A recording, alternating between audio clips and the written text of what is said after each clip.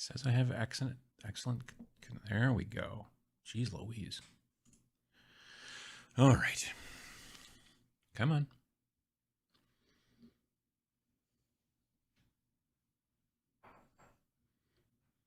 You kind of have to coax. YouTube.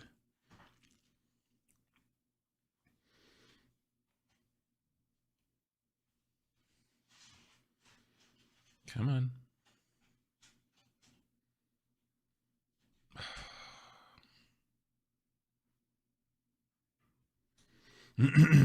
Nearly there.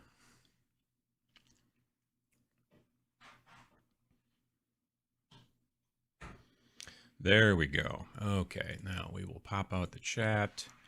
We will turn off top chat and see live chat, because that's what we actually want. We'll go here, down to there, and this. I think this is working, finally. YouTube was tired this morning. I'm tired too, strangely. Well, didn't get as much sleep as I would have liked to last night. There was cat shenanigans.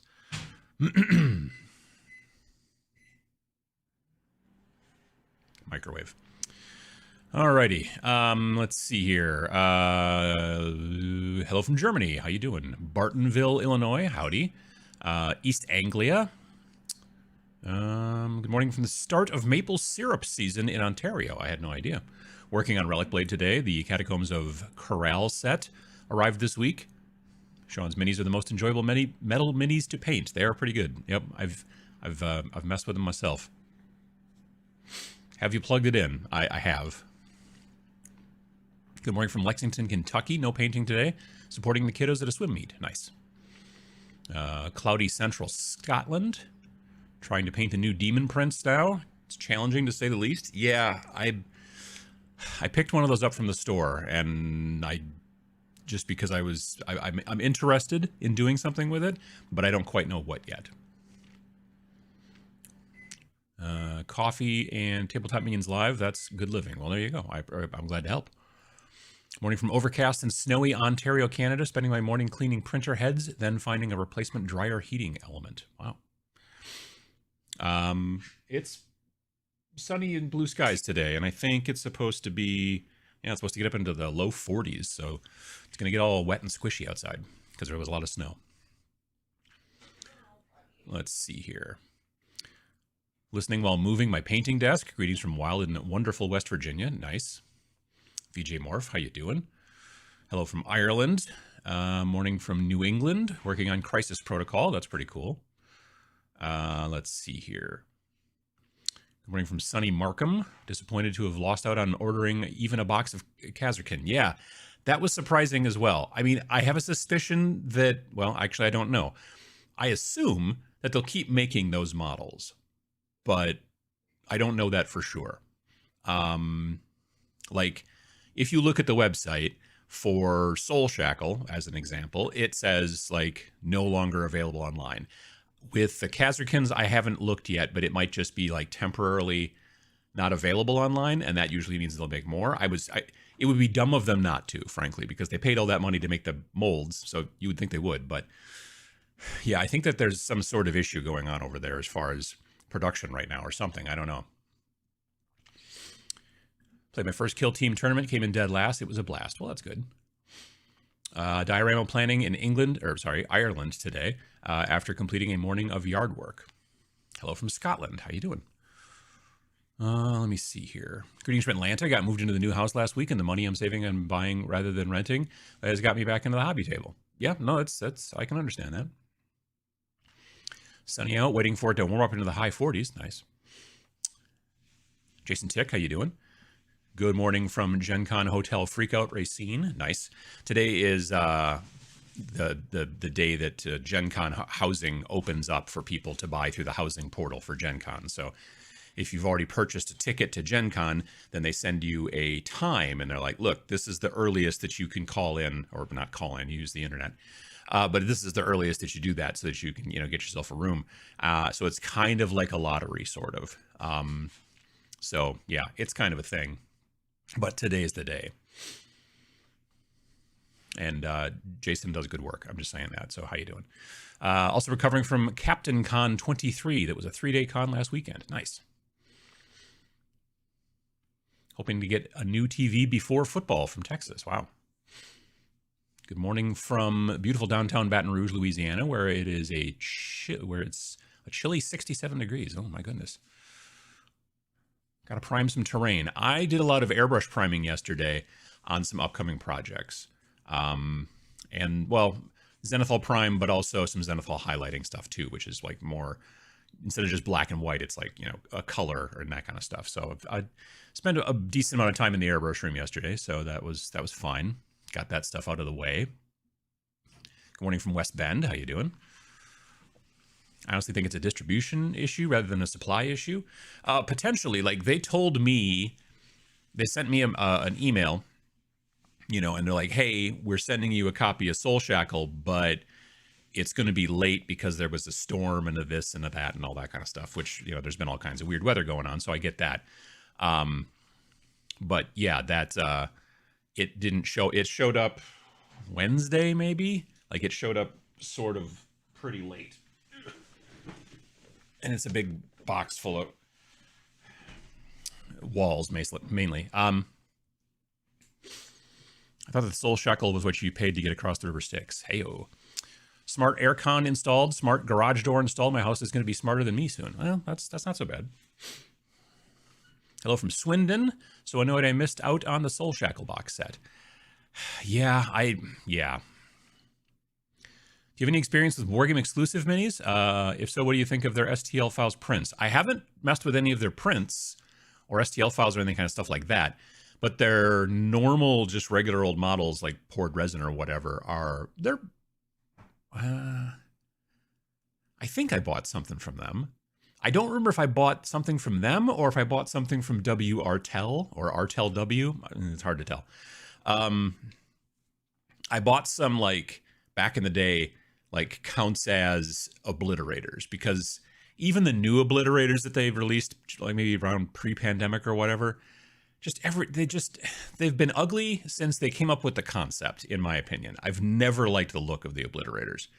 And so I wanted some into my army, and I was like looking around or whatever, and I found these things that were basically counts as obliterators, and it was either on Wargame exclusive or it was on W Artel or Artel W, whatever it is. And they were good models, but I don't 100% remember if I got them from Wargame exclusive or not. So we'll see. Painting 28 tanks. Yikes. That is a yikes. Absolutely. Currently trying to clear through some Thousand Suns minis I was gifted. Well, that's very nice. Jim Crimmins, how you doing? Happy Sunday. Drilling gun barrels in cloudy Brighton, England, not Massachusetts. Well, there you go. I think, you know, drilling your gun barrels is a good idea in most situations. There's certain armies I don't. Like, I don't seem to do it on Tau, because I feel like their weapons are more energy-based and it's more... Yeah, but to be fair, I also haven't painted Tau in quite some time. Morning from a balmy 35-degree mitten morning. Nice. Just finished teaching my wife how to change her car oil. Wow. Did anyone else get into the World Eaters pre-orders? I heard it may take a while to get the product out due to issues in the Memphis warehouse. Like I said, yeah, there was something about... There must have been a big snowstorm or something in Memphis recently. Or whatever, and so that was part of the reason that things were slow to some degree, you know. All the creators online can get Soulshackle for free, but you can't buy one anywhere. It's Curse City all over again. They're leveraging FOMO, don't fall for it. I mean, I don't understand what they're doing. It seems confusing to me because they're either going to release a second wave and they're just not saying anything about it because they don't know when. I feel like the Games Workshop is doing a lot of, like back in the day, they didn't talk about anything ever, like until it came out. And they're like, hey, guess what? New Tau or whatever. And you're like, yeah, all the rumor sites knew that for like 6 months now. But they would never talk about anything. Now they talk about stuff all the time. This is what's coming. That's what's coming. Da, da, da, da, da. But then when there's an issue or a problem, they don't talk about it or mention it or anything generally. So that's kind of interesting. It's like the marketing department is very, very chatty, but the, I don't know, communications department, if they have one, is not communicating. So people don't know what's going on and why, it's like they never have explained why they basically were like, Cursed City doesn't exist anymore. And then like a year and a half later, they're like, hey, look, Cursed City's back. They just never were like, oh, it was because of this. And no one knows. And it's kind of weird. I don't know. I'm assuming it's because they want people to yammer about it online. You know what I mean? Because then it's like free advertising, kind of, I guess. I don't know. But you would think, I mean, some people think that bad press is still good press or something like that. But I don't know. Hard to say. Hello from the Netherlands. How you doing? Is it Superb Owl weekend already? It is, yes. For what it's worth, the Resin Wargames exclusive Sisters of Battle, they were very nice. No experience with the STLs, though. Taking a Dremel tool to some boarding action terrain in Connecticut. Nice. Yeah, my friend Matt just recently was like, hey, I started using a rotary tool to get rid of mold lines on terrain. And it wasn't that stuff. It wasn't the walls from, like, whatever, Into the Dark. It was the Rampart Games, like City Ruins and stuff like that. He says it was really easy to scrape mold lines with using you got to kind of dial it into the right speed so you don't grind into it, and you got to use the right, bit or whatever. But yeah, worked out nice. So I'm thinking about maybe doing that myself. I've been keeping an eye on my usual sellers since Friday, and I haven't been able to buy one from anywhere. Yeah, it's really weird. I don't understand it.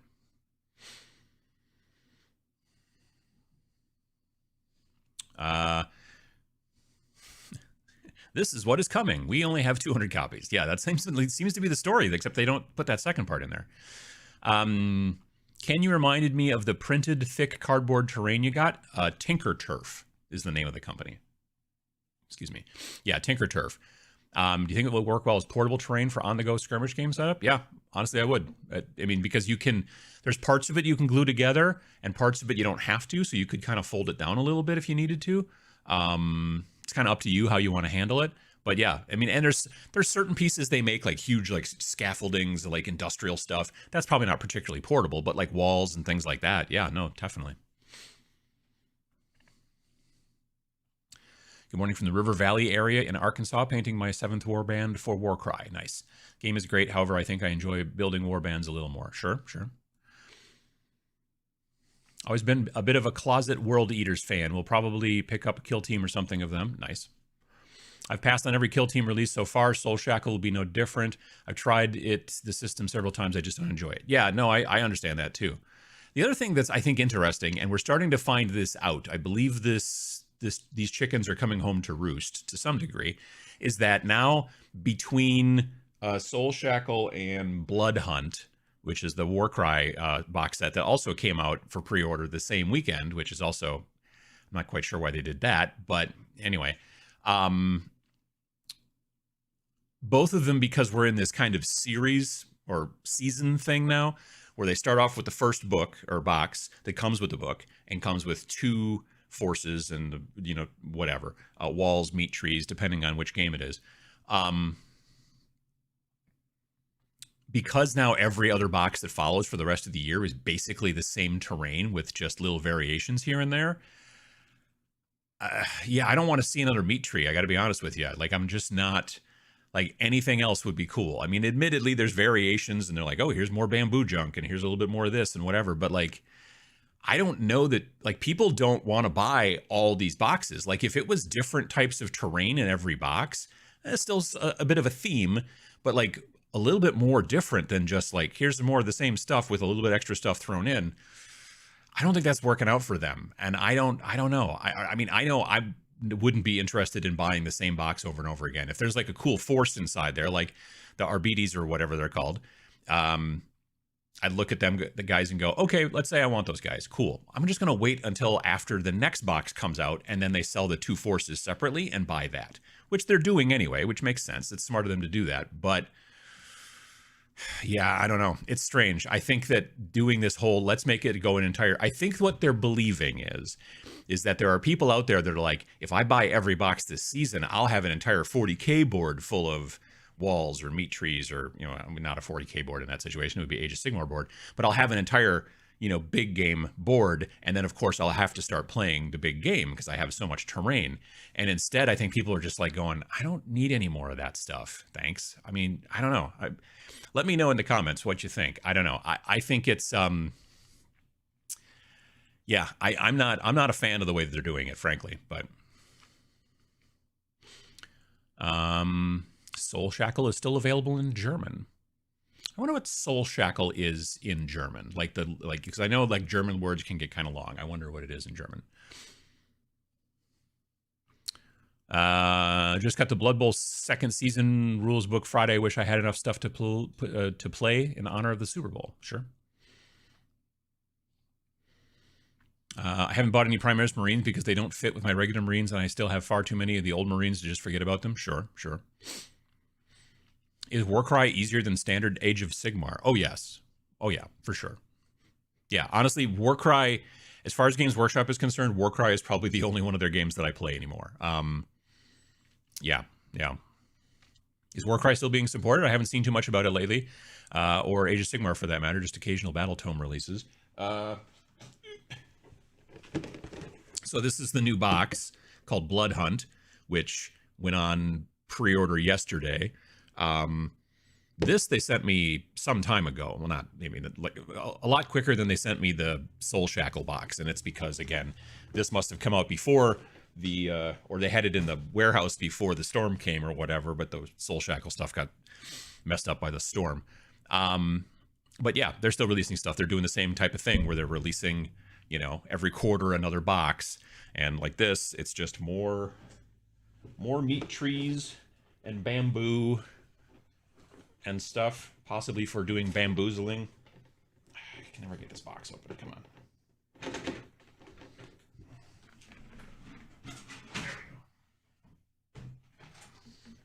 So again, more bamboo, more meat trees, more of whatever this thing is. I don't know. That's like a big giant spine of some sort, I guess.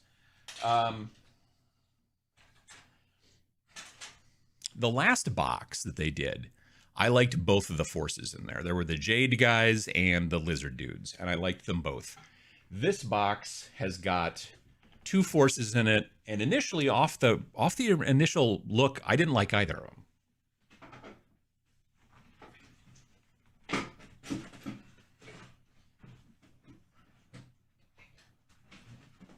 Can't get this box back together. Anyway, now after some time, I kind of like the vampire guys. They're cool. I'm okay with them, but the other guys still not great.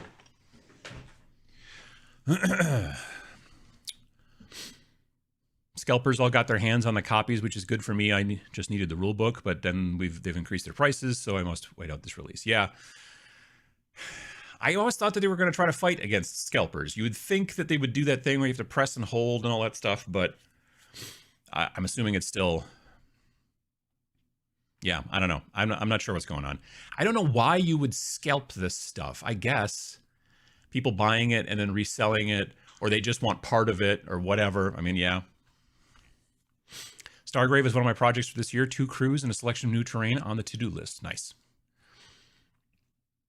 Warcry is very still much alive, as Adam just said. It's going season-based like Kill Team. Yeah. I mean, both of those games, that's what they're basically doing, is they're doing the season thing. No one needs a meat forest. I know what you mean.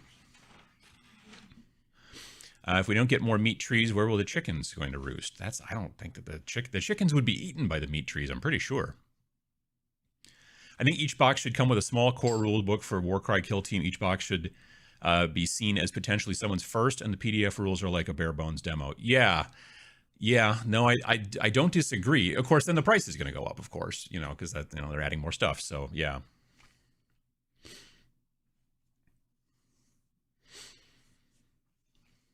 Meat tree versus Space Hulk walls. Maybe put the meat trees in Kill Team and place Space Hulk walls in Warcry. I mean, I don't know that it would work with either of those.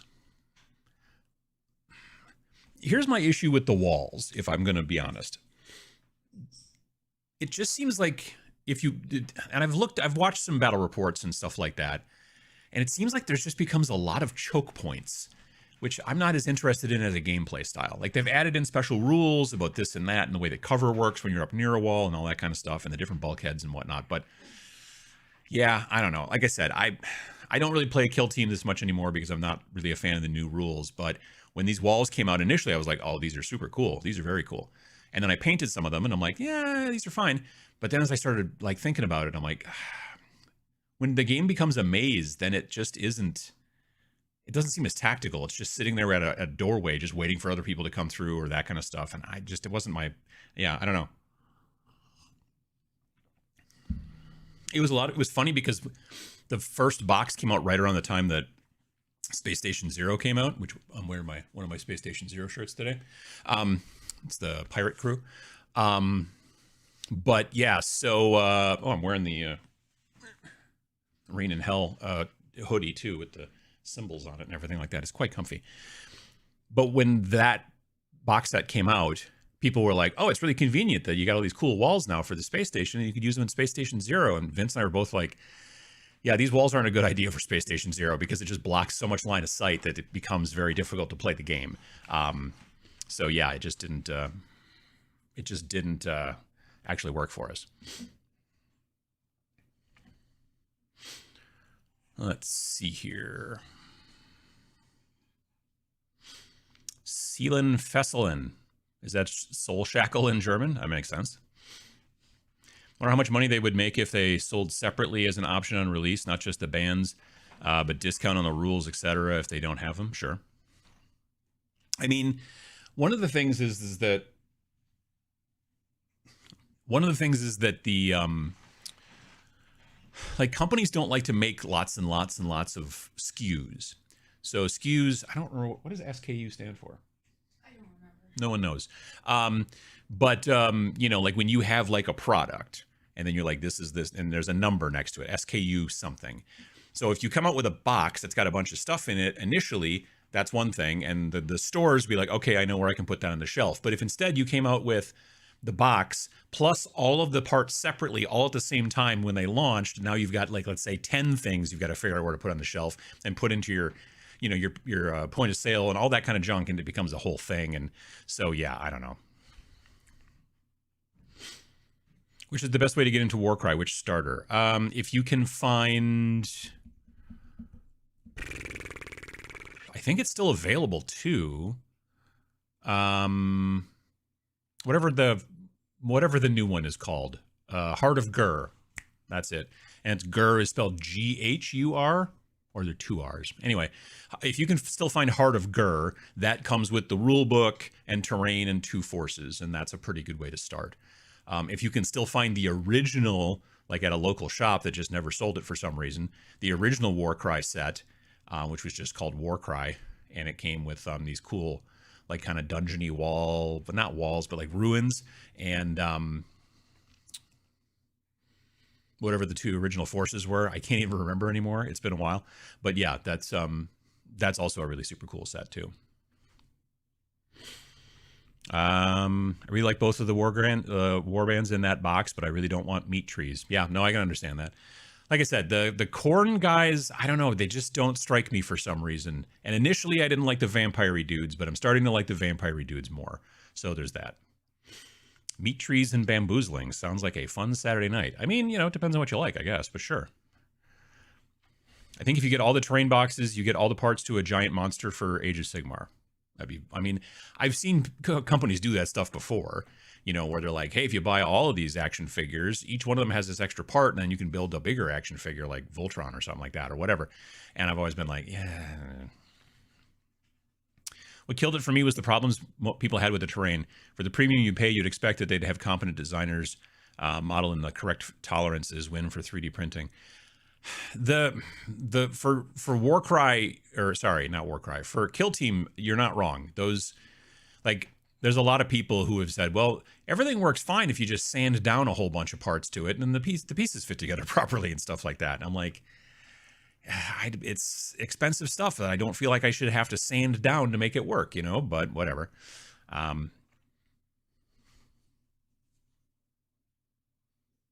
SKU stands for stock taking, no, stock keeping unit. Oh, stock keeping unit. That makes sense. We now do UPC. Well, that's Universal something code, UPC. I don't remember what UPC stands for. That Dreadfleet box sitting down in my basement, still yet untouched, has made me realize I don't need to buy every new sensation. That is also true. I've heard that that's not a terrible game. Like, it was one of those deals where they came out with the new Space Hulk back in like 2008. And then they were like, now we're coming out with another new game, and people were like all excited about it. And then it wasn't like another kind of throwback. Like, people were waiting for Space Hulk 3rd edition. And when this new game came out, people were so excited they thought it was going to be Gorka Morka or Mordheim or all kinds of stuff like that. And it was Dreadfleet, which nobody had ever heard about before. And it was boats. And people were like, huh. And then it just didn't sell. But they made a zillion D of them. And so, but the thing is, the people that I talked to who actually bought it and played it, they're like, actually, it's a pretty good game.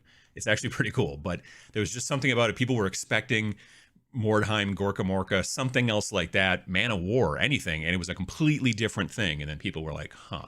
But anyway. Dreadfleet box sitting down. I just read that one. Person I've been picking up and choosing which kill team boxes I want. And I don't actually have any Space Hulk walls yet. Nice. When it becomes a maze, is it no longer amazing? I think that's right. Yep.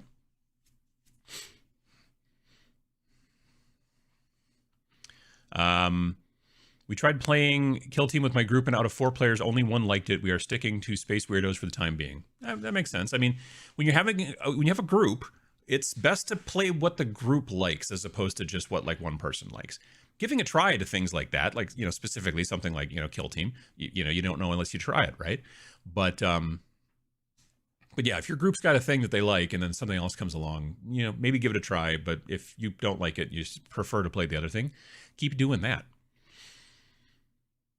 Can't play boarding actions when the book with the necessary rules is out of production already. Yes, that's also interesting. Why would, again, their rule books, specifically their rule books, shouldn't be out of production, at least not real quick. They should be, yeah. I don't know what's going on over there. It's like they don't want to sell things almost. I don't know. Or else they're just like, if we just make the bare minimum of them and they sell out, then we look awesome to shareholders or something, or we made maximum amount of profit without, but long term, you're causing people to go and play other games because they can't buy the product from you that they want to buy. You know what I mean? That is a sharp looking hoodie. Where would one get one, Uncle Adam?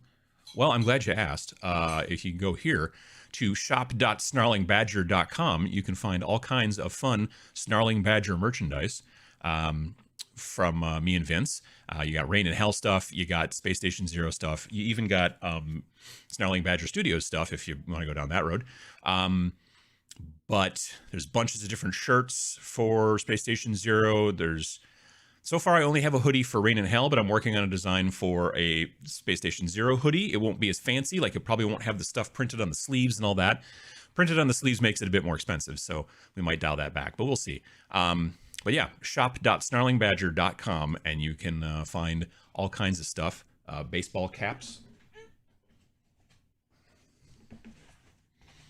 Snapback, Rain and Hell, Space Station Zero. I can't wear them. They don't fit my head. And it's not because they're too small. It's because I'm too big. Let me show you. This will be fun. I'm going to put this snap on the biggest possible snap. Okay. It just doesn't, yeah, they just, so if you've got a giant head like mine, in theory, tomorrow, I think I'm getting in samples of knit caps that are going to be the same thing. So there'll be like a beanie kind of knit cap with the same embroidery. But if you have a normal size head, those hats are awesome. So just FYI.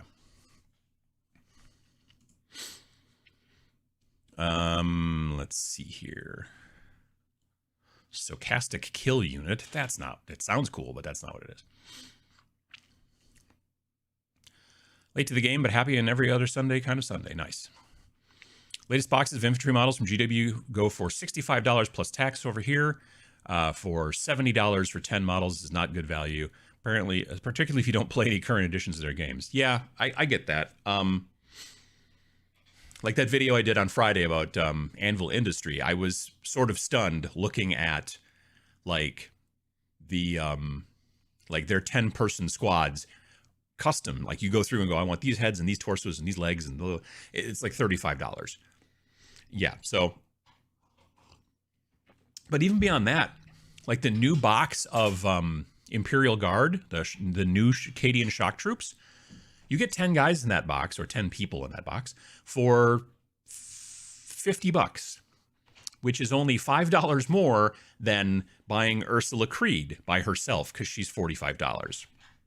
I like that model a lot, but I'm not buying it. I'm just, you know what I mean? Like, I kind of want that model just for reasons. I think it's very cool. But when I saw it at the shop and it was $45, I was like, is this a typo? And he's like, no, that's how much that one costs. And I'm like, and like I also said in Friday's video, you could easily, like in the thumbnail, there's 4 different characters in that thumbnail. If you add all of them up, they're cheaper than $45 for the 3 of them. So I'm just saying, you know. Hey, from a new house in Monteagle, Tennessee. Snowed this morning. Now it's getting foggy. Interesting. Let's see. Everything moved. Universal product code. Well, that makes sense. I don't know where she went. Why do companies care about the collectability and scarcity of a new release? You'd think they'd print enough for everyone to buy it. I'm feeling Magic the Gathering vibes here. I mean, Wizards of the Coast is going the opposite direction, in where they're just producing so much stuff that it has actually damaged their stock price for Hasbro in general. You can find some articles out there about how like Hasbro's stocks have been like downgraded in, I don't know, they went from like AAA to AA or so. I don't know. I don't know stocks. I don't think I own any stocks. Thank you. But it's been a bad idea for their company. But again, they're looking at short-term goals all the time. Companies like that are like, we got to be able to make more money than we did last quarter. Otherwise we all failed. And that's all they ever think about. They don't think about, well, what's this going to do to the game in 5 years or 10 years? You know what I mean? Because by that time they'll be out someplace else screwing up a different company. I can still find Dreadfleet in game stores for cheap. I think that there's still maybe 1 copy at my local game store, but I could be wrong. Uncle Adam, you interested in the Nordic Weasel line of games? I have technically the Modifius version, which is, I think, the newest version of 5 parsecs. Do I have that as a book or a PDF? I think I might have the book, but it might just be the PDF. It's been a while since I messed with it. 5 Leagues from the Borderlands, that one I know I have in PDF. They're cool because they're solo, so that's very fun. I mean, I haven't sat down and played like a full-blown, I've got relatively right models for everything. I've done kind of like little tests where I literally like, okay, well, I've got these models. A couple of them are Space Marines, but it's fine. They're just proxy. And then monsters, some of them are going to be 20-siders. That's fine, the proxy. But just to kind of get the idea of like how the game plays. Because I always think it's kind of important to kind of look at that stuff. Now, at this point, I don't remember how the game plays because it was back during the early days of the pandemic when that first came out, 5 parsecs, I think. But it's an interesting game. It's a little bit more dense. The one thing I do remember about it is it's a touch more dense than I like, personally. But, yeah, he's been doing a lot of work with a lot of those games. And like I said, first was 5 parsecs getting picked up by Modifius, and then 5 Leagues. I don't know what the next one is, but I think that they're doing another one too soon.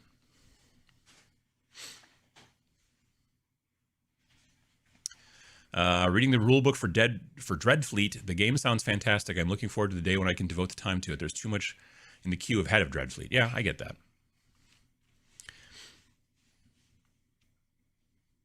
Are there some fun activities for non-wargamer at Adepticon?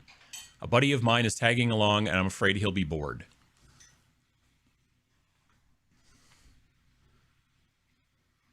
Let's see here.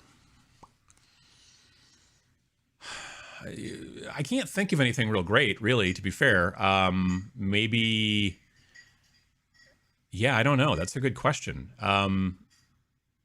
It's pretty much wargaming stuff. I mean, if you're near Chicago, there's other things to do. And even Schaumburg, you can go to IKEA. It's like right nearby and stuff like that. But yeah. There's probably some FOMO techniques being applied, low stock and higher prices. Yeah, it could be that. It's not just new stuff either. The Blooded Kill Team kit has been sold out for months. Like I said, I feel like there's something going on with their production. And I'm sure it's very probably like, you know, people have been talking about all that stuff lately, you know, like, well, it's you're starting to hear about it a little bit less.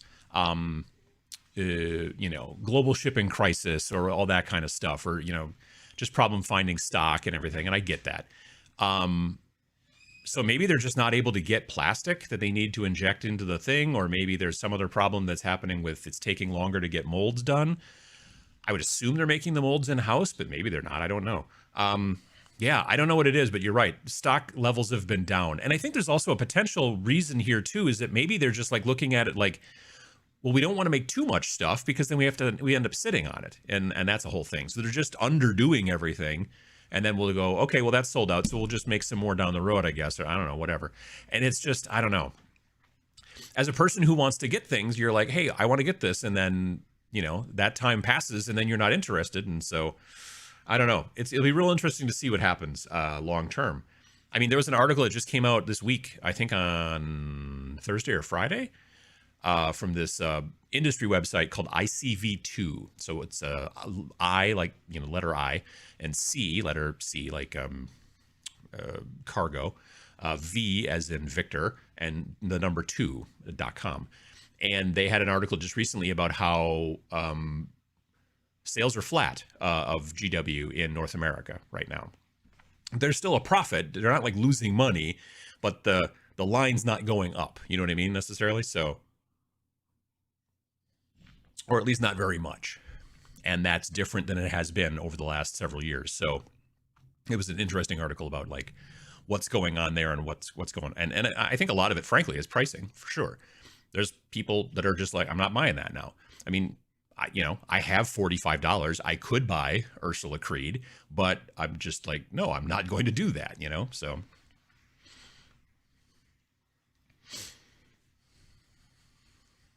Can we get some Space Station Zero Raglans? I don't know what a raglan is. Is that like the baseball t-shirts with the 3/4 sleeves? Is that a raglan? Somebody let me know if that's a raglan. I don't think there's any of those in the shop. Like there's no, I don't think that's an option for printing, but I could be wrong. I have to go back and take a look at it. Adam looks like a real G in that hat. I don't know if that's the case. I still have Kill Team Octarius unopened because of bad comments. I did not try it. Stupid, really, I might like it. Well, I mean, you might. Yeah, sure. I don't think it's a bad game. I think it's just not for me. They've taken it in a direction I preferred the previous version, and then in this new version, they took it in a direction that I didn't really like. So yeah, that's how that works. Pachow beanie for the win. There will be a Pachow beanie when the Tabletop Minions merch store goes up. Yes, for sure. When I chaired a con 5 years ago, I got to pick the hat, and they had one that fit my melon head. I went to a place online called Extra Large Hats, I think, some years back to buy just a black baseball cap because I'm like, well, this should fit. And it technically did, but it still looked weird on me. I don't know what it was. So yeah, baseball caps just don't fit my giant head. The fezzes fit, but they're, you know, by the time you get the fez that looks good on me, it's you could keep a 20-piece bucket of chicken inside of it. So you know, there's that.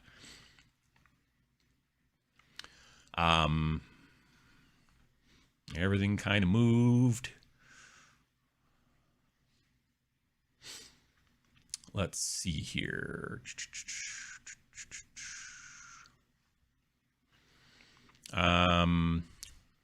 Rain and Hell Fez. Honestly, I would like to do Fezes at some point. Maybe just Tabletop Minions Fezes, but I need to talk to the Fez guy and try to figure something out there. For sure. Making Turnip 28 Brutes using Mark III Space Marines. Someone said it wouldn't work, but now I'm determined. I'm looking forward to seeing it, honestly. Yeah, Turnip 28 stuff is cool. I'm very much looking forward to Turnip 28 is Max, who basically makes Turnip 28, is working on a skirmish game called Swill, which I'm very much looking forward to, where it'll be like 4 or 5 models, like, you know, normal, like people-y type models, and then also a tank. And they don't obviously sell tanks or anything like that. So it's kit bash, make your own cool, crazy Turnip 28 style tank, which I'm very interested in. So I have a massive head too. There are so few companies to have hat sizing. One of the large sports ones, I think only UA makes big ones. Gotcha. The Ursula Creed thing is weird as hell. All the other characters are like $35. Yeah. Well, or less. I mean, you can still buy I think now they call him Lord of Decay. I don't know. He's the old Nurgle Chaos Lord. He's the big fat guy. He's got the axe he's holding in front of him, and his entrails are hanging over the handle. That guy still, to this day, is like less than $17 on the website. I just looked. So, like, I don't understand. You know, I mean, admittedly, she's kind of standing on like a pile of rubble, and you have a couple of different head swaps and stuff like that, which is nice. But $45, I don't think so. Yeah. Support indie games? Indeed. I agree. Let's see here. So when do we get the Snarling Badger Fez? Man, if that company made Fezes, that would be dope.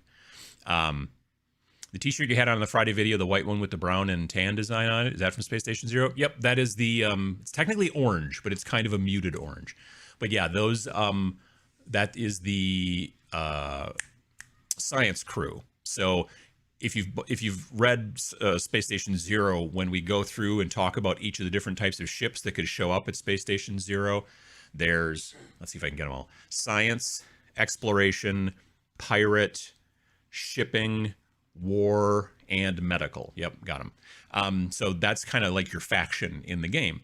And so Will Kirkby, who did all the illustrations and stuff like that, he did these awesome like 2-person illustrations for each of the different different types of stuff. And so we've made a t-shirt now. So like this one here,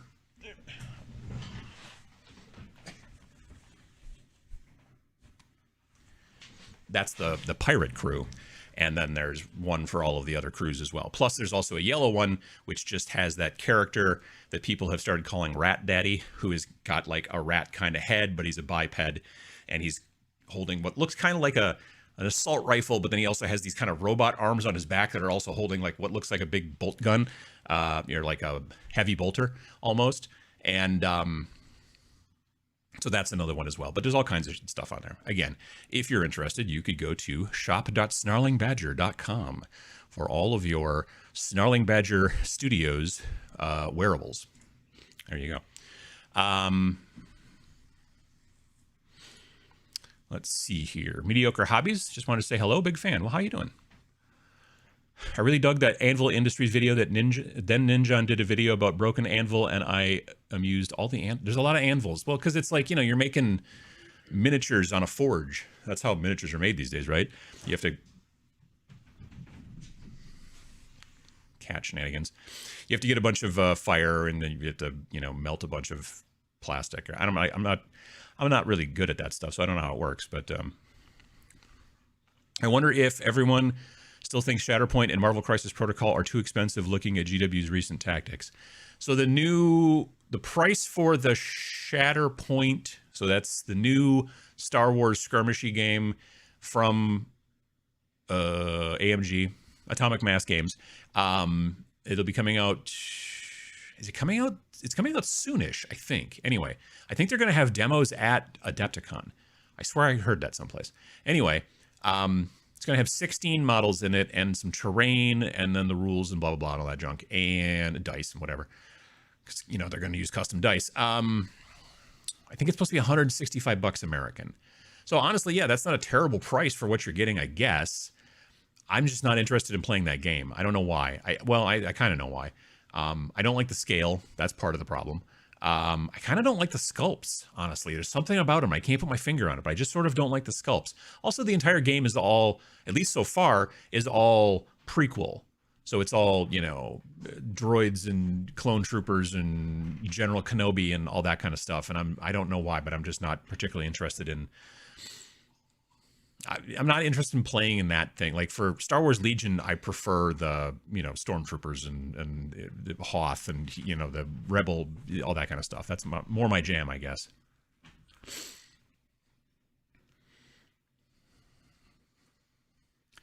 Seems like they are releasing the individual kill team boxes faster now, though. Yeah, maybe. I hope. Well, I don't know. I know that the quarterly schedule has been a little squirrely because I know between not Soulshackle and the last one, but the last one and the previous one, it was like a month in between, which is not what a quarter is. But it was, I think it was because the first one came out late and then I don't know. I mean, don't get me wrong. It is really hard to get dates and all that kind of stuff. Like as soon as you say, we're going to start putting these, plastic products, in the mid to late stages of a pandemic, we're going to start putting these things out on a quarterly schedule. Good luck. You know what I mean? I mean, it's not easy. I get that. But yeah. Was Dreadfleet that bad of a game? I've heard it's not. Or was it that many more copies than players that wanted it? Oh, yeah, it was definitely, they cranked out a whole bunch of it because Space Hulk had done, 3rd edition had done so well.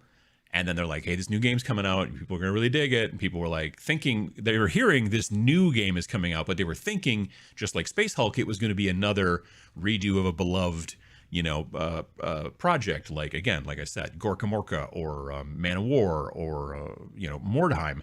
And then it was this completely new sort of thing based off of old world. And people were like, wait, it's like a pirate game. And it didn't get the pop that I think they had hoped for. But they had produced a whole bunch of it.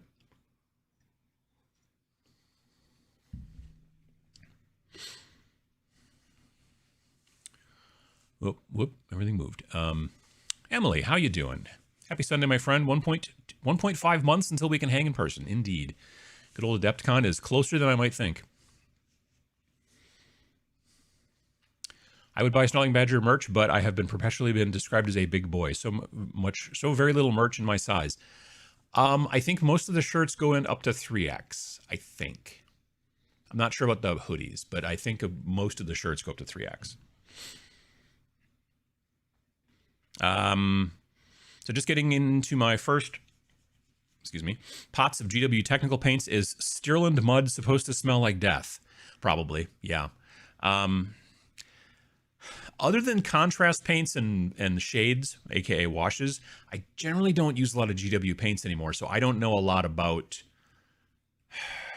I don't think I use any of their texture paints anymore. I did for a while. Not Stirland Mud, but the one that's more... Was it Armageddon Dunes? Armageddon Dust? I think those are technically two separate paints, strangely. I was using that stuff for a while, but then I started switching over to... the texture paint from Monument Hobbies, their fine basing texture. I just like that stuff a lot better. The stuff from GW, whenever I would dip like an old brush in there to then spread it on, it would just be a ball on the end and it wouldn't ever want to like lay down and spread out a little bit. And the stuff from Monument I like a lot better. It moves a little bit more like paint, which I like.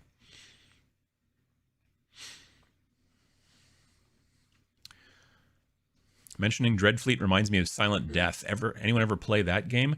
Silent Death, I used to do demos of Silent Death at Gen Con, back when it was still in Milwaukee. The first time I ever flew on a plane was in 1995, and it's because we flew to Columbus, Ohio, to go to Origins to run demos of Silent Death. We were working with a group out of Canada called the Ottawa Red Shirts.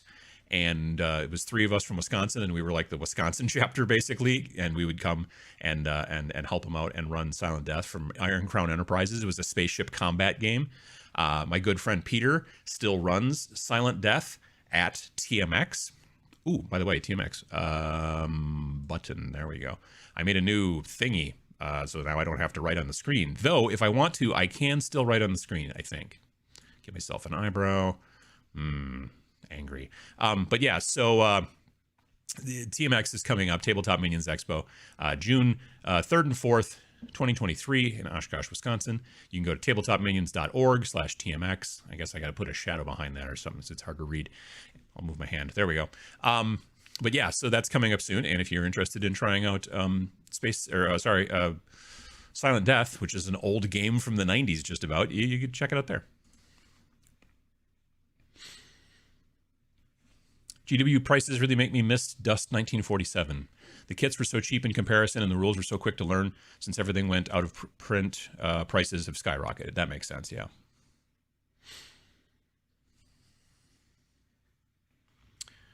Let's see here. They've added role-playing and board game events at Adepticon more this time than before. Oh, I didn't know that. Interesting. It has to be production. So many things out of stock, even on their online store. I feel like that's the case. I feel like there's some sort of production problem, but they're not talking about it because they never do. I mean, honestly, I think that if they would be like, look, we're having production problems because of this and we're going to try to fix it soon, I think that that would do more for... I mean, I'm assuming it's because if they think that if they talk about it, then their stock prices will drop. And so they can't do that, if I had to guess.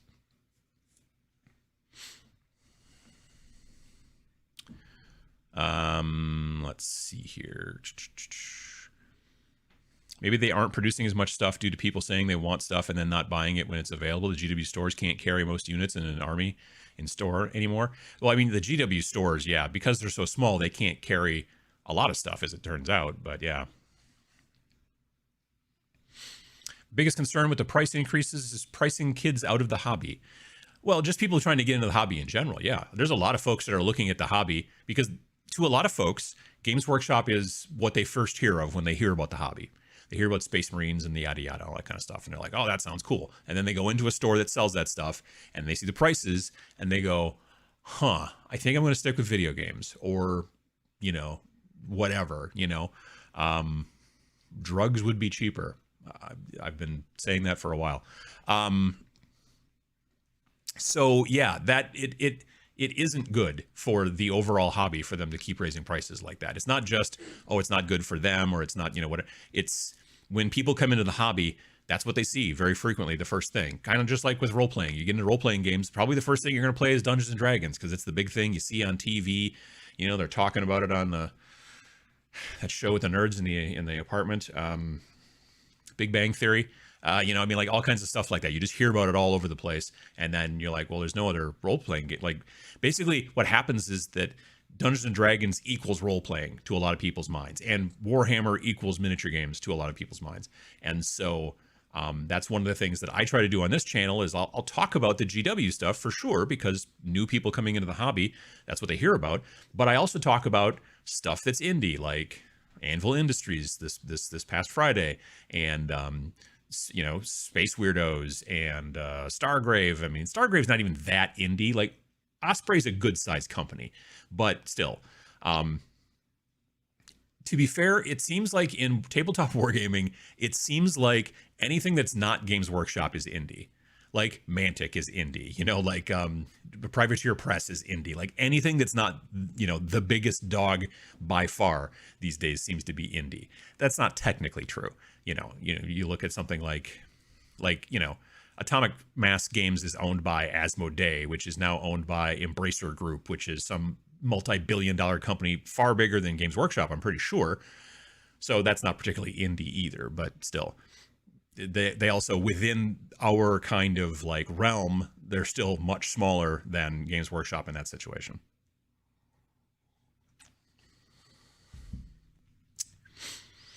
For a 4-player kill team, I'll be looking forward to a second box of terrain. Always nice to have matching terrain for the whole game. Nice. Isn't the Dark Eldar kill team going to be the new Kabalite Warriors box with the extra sprue? I mean, they'll release the force later on. So probably whenever the next box comes out after Soulshackle, there will be a box that'll be released of just the Arbides or whatever, and also just the Dark Eldar dudes with the fancy sprue. Probably. I'm assuming that's what they've been doing in general. So it's probably what's going to happen, most likely. Don't most companies that make too much stock just put it on sale? GW doesn't seem to know what that 4-letter word means. Yeah, you're not wrong. GW should just make all of these boxes made to order and do periodic releases for them. I think that the urgency thing for them is a big deal. And you're seeing a lot of that in companies. You're seeing a lot of companies that are like, oh man, no, it's, you got to get it when it's here. Oh, because people will look at stuff and go, oh yeah, I should get that someday. If they know that it's going to be available for a long time.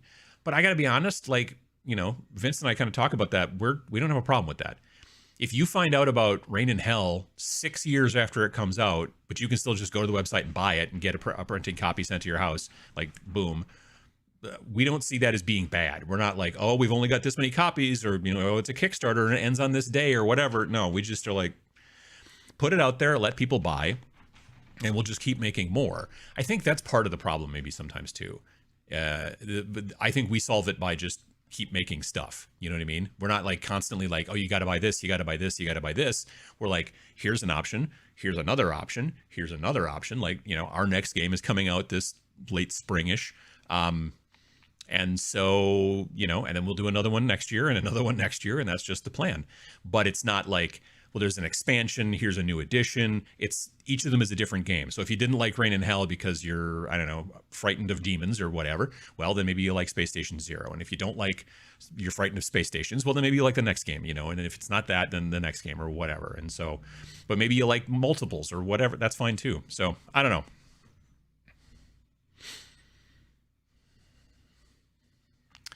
Giant capitalism monster doesn't like it when line not go up. It's true. It's very true. The bendy plastic, like the old Star Wars minigame pre-printed guys, uses petroleum. Does the harder plastic of our typical mini use petroleum? Oh, yeah.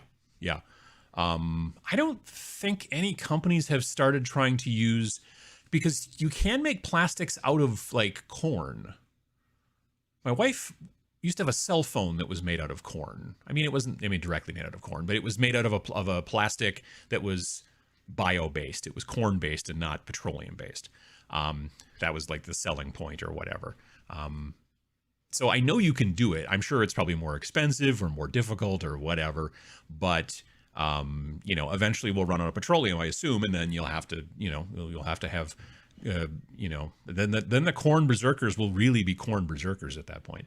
But anyway, yeah, I know, like the regular, like the normal plastic guys, like here's my little Casterkin guy that I painted up back when I did, like, this guy is made out of that hard plastic stuff, and it's petroleum based.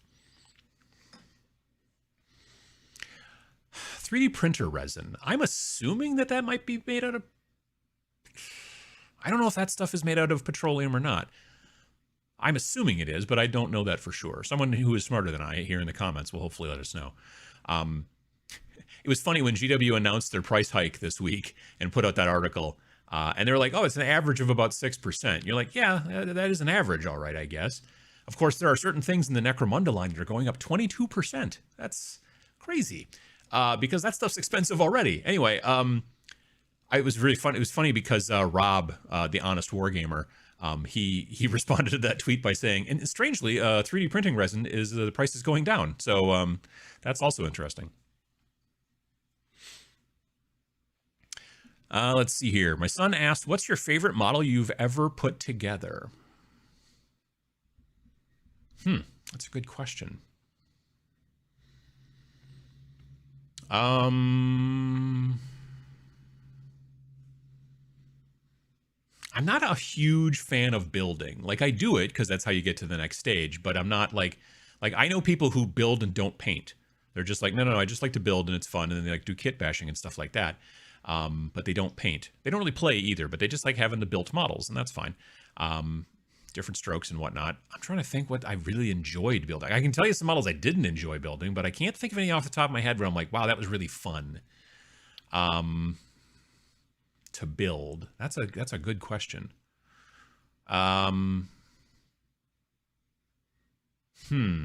Yeah, I can't honestly think of a time where I've been like, I really had a fun time building that model.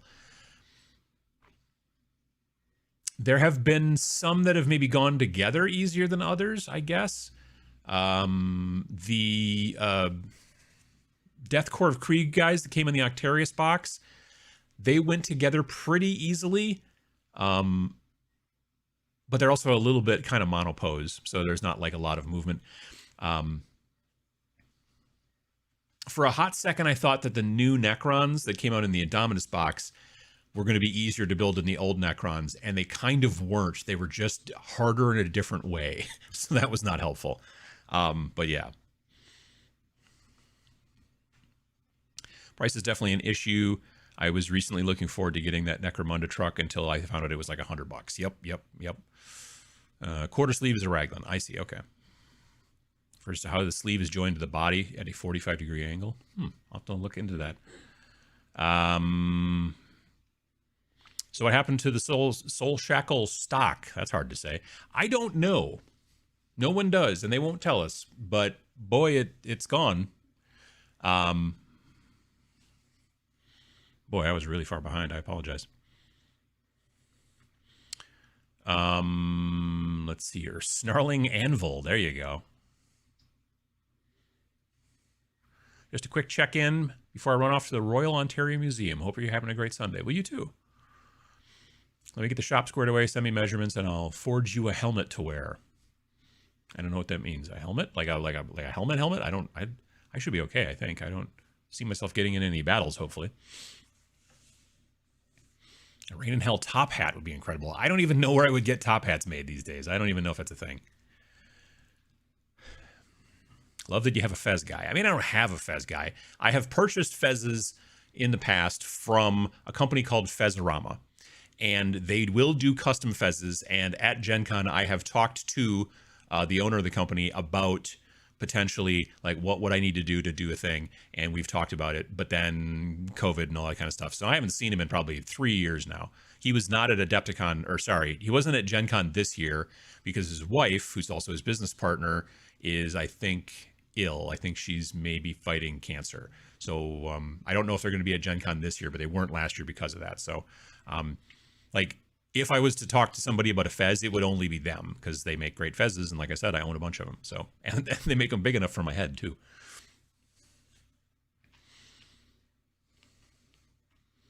Let's see here. Speaking of, I hope the Fez lady is back at Gen Con this year. Yeah, that's who I'm talking about. Yep.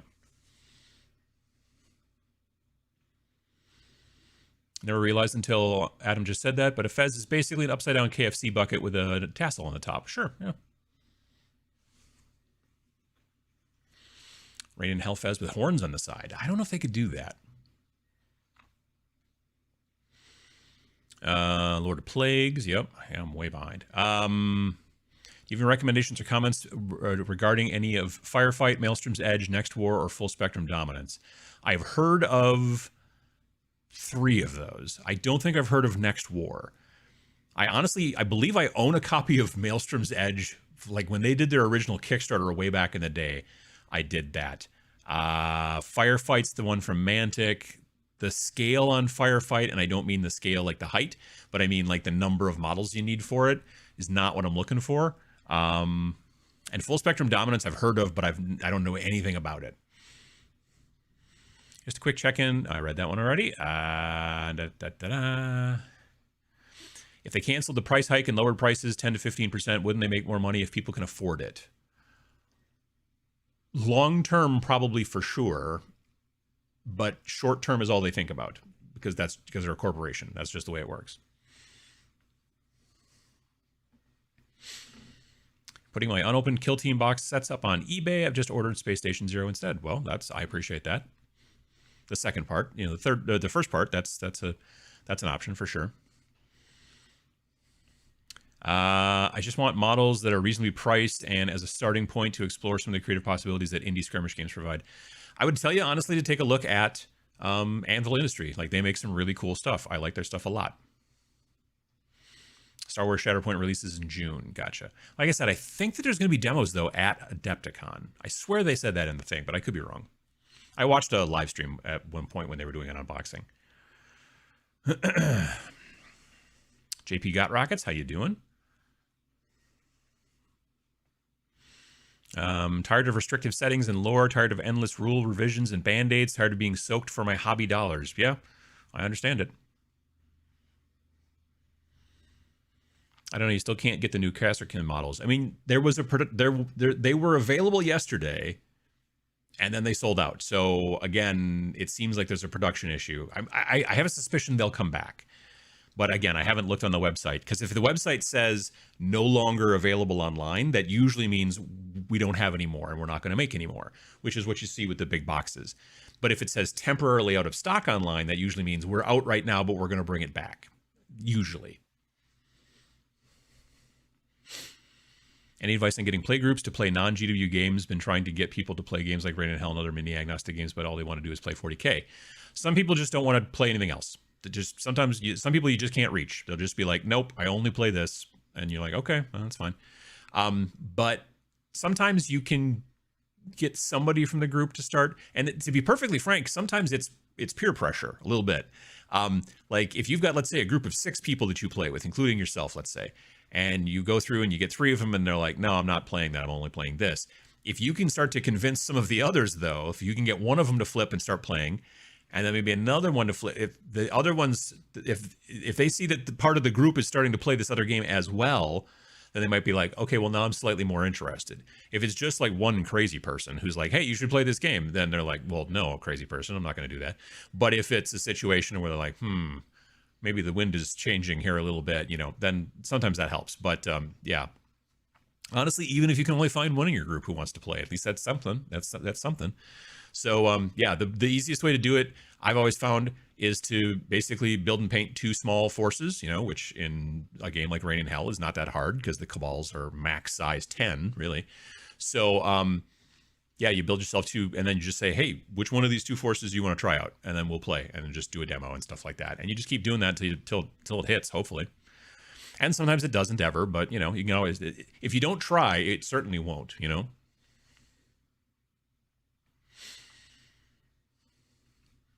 I think Dreadfleet was heavily based on Man of War. I was looking forward to it. Was disappointed when it came out. Oh, well, that's a bummer.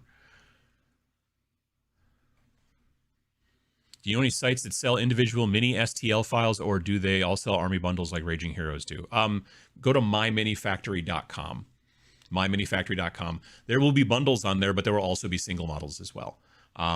Some companies or groups or sculptors may only sell in bundles, but there's a lot of them also that sell in singles as well. So yeah, I would definitely take a look through. If you're interested in 3D printing at all for miniatures and you're not checking out My Mini Factory, you're doing yourself a disservice. So you should definitely check them out, because you can just search for like what you're looking for and find it and stuff like that. Now, they don't have illegal stuff on there. They don't have like, oh, hey, check out this Warhound Titan, or let's check out this Primaris Captain and stuff like that. But because that stuff's illegal. But you're stealing the IP thing. But for other really, really super cool models and all kinds of interesting stuff that you can't find anyplace else, yeah, that's definitely what you're looking for.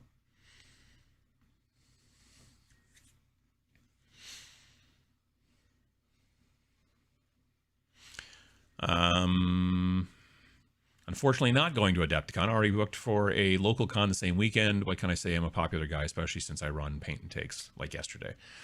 Yeah, no, I understand. I mean, the other thing too is that Adepticon this year is the same weekend as PAX East. Well, let me take that back. PAX East is the same weekend this year as Adepticon. Like Adepticon is pretty much the same time it's been. Last year, PAX East was in April. And then this year now it's the same. So that's kind of a bummer too. Just going to make my own texture paint with hookers and blackjack. I mean, that's not how you make texture paint, I'm pretty sure. I've been told that cannot verify Games Workshop has contracts with other miniature and model companies to produce their products in the Games Workshop factory, so that it could cause a drag. I mean, I don't know if that's, I've never heard that before, that they produce other people's miniatures there. I guess it wouldn't, like, there's a part of me that would go, sure, that makes sense, because if they have any downtime that they can produce the stuff there. But the downside is that, like, they produce so much stuff and come out with so much stuff, I wouldn't think they would ever have the downtime. So that's kind of weird. I don't know. I hadn't heard that, but I mean, honestly, if you look at any other company's plastic miniatures of that style, if they say made in the UK, they very possibly are made at the GW factory, because pretty much every other miniature you see that's hard plastic like that's made in China. So I don't know. Hello from Switzerland. How you doing? Basing my Isengard battle host. That'll be fun. I still have everything ever made for Silent Death. My game group enjoys playing still. Nice. There was a book that they put out about like capital ships. I forget what it was called. There is it's like, you know, it's just all big ships. Most ships in that game took up 1 hex. The capital ships, whatever they were called, whatever that book was called, took up like 2 hexes. If you dig up that book and you find it, in that book there is a ship called the Snarling Badger. And that's because previous to Snarling Badger Studios, which is me and Vince, I used to run a small little hobby press game company with my friend Peter called Snarling Badger Games. And we did that from like 92 to maybe 2010-ish or so. We only ever produced 2 games, maybe 3. But when we would go and demo with the folks from Iron Crown Enterprises and with the Ottawa Red Shirts and stuff like that, because we were at Gen Con generally during the day, to be running our own booth and be, you know, all that kind of stuff. And then at night we would either play demos, or eventually we started kind of running demos and stuff like that when we stopped having our own booth. We were always known as the Snarling Badgers because that was the name of the company, it was Snarling Badger Studios, or sorry, Games. So at one point they made a ship named after us that was called the Snarling Badger, which was this big, huge, had a rail gun on it that would fire this massive like bolt of steel, and you could only fire it because it was a hex-based game. You couldn't like you didn't use the whatever you call that, the firing arc that you use with most weapons. That weapon only fired straight line. So if the ship that you were trying to hit wasn't directly straight line, you couldn't hit it. But yeah, it was super cool. My friend Peter still has some of because they made metal miniatures too. And so my friend Peter still has some of the metal miniatures. A lot of the ships in that game were like shaped like their name. There was a piranha, which looked like a piranha. I mean, you know, it had like greeblies all over like a spaceship, but it was basically a spaceship that looked like a fish. There was an orca. There was one called a battle axe, which was a spaceship that just looked like a battle axe. It was kind of weird, but it was. I mean, most of the rest of the stuff was most of the rest of the ships looked like spaceships, but they did have a smattering of spaceships. Our spaceship kind of looked like a badger, sort of, if it was kind of laying down with its paws out front. I don't know. It was funny.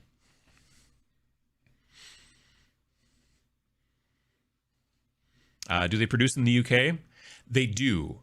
So the plastics are made in the UK. But it used to be that all the books were made in China and the cardboard boxes were made in China. They are trying, from what I've been told, they're trying to move the book production to at least Europe, if not the UK, because then they're not, you know, global shipping problem, blah, blah, blah, is not so much of a problem. It very possibly could just be cardboard boxes that are holding them up. They might have all the plastic stuff ready to go, but they don't have the big honking, boxes, because they're getting them produced someplace else. This box says, well, it doesn't say where that's interesting. Manufactured by Games Workshop Limited in Nottingham. It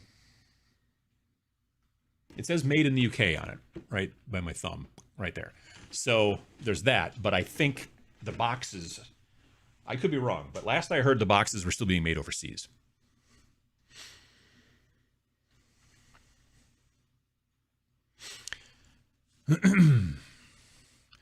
Is the we're not talking about production issues thing one of those British stiff upper lip things? I don't think so. I think it is, honestly,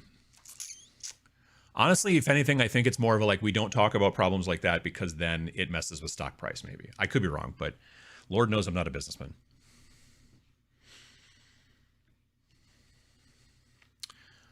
The problem with GW isn't the price of the minis, it's the price of the books and how many you need, then upgrade. Yeah, that's the thing. Like, the minis are expensive as well. Like, again, like, you know, Commissar Castellan, is that her name? Commissar Castellan Ursula Creed? Whatever.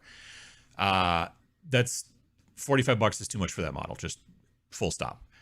Even though she's very cool. I like that model a lot. That being said, the amount of books, the price of the books, yeah, the number of books, 3 years later or less, we got to make the books again. Yeah, that's a real problem. I got into wargaming because superhero comics just stopped being fun for me. RPGs and wargaming have been more fun and even cheaper, including Games Workshop. Well, that's interesting. Yeah, I suppose if you're like real heavy into comic books, yeah, it can get real expensive because it's a, I mean, I was going to say it's a monthly thing, but in very many situations, it's technically a weekly thing. It's not necessarily that the same book comes out every week, but like multiple books, if you follow a lot of them, come out every week. And then, you know, then there's this one and this one and this one. And then next week it's these two. And the next week it's these other ones and whatever. And they're generally moving on a monthly thing usually, but you know. My 18-year-old has mostly abandoned GW games and minis in favor of Turnip 28. She's building and painting so much more now. Yeah, oh, for sure. I think it's not for everybody, the more creative aspect. But the kit bashing and that kind of stuff, once you get really interested in it, it can become a big deal. My son is big into World War I and World War II right now. I showed him the website for Forbidden Psalm last war, and he's begging me to get it. It's pretty cool. It really is.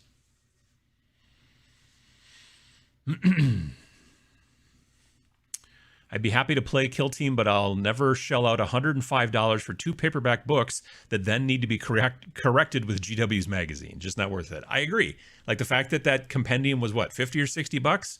50, I think. I don't know, maybe 55.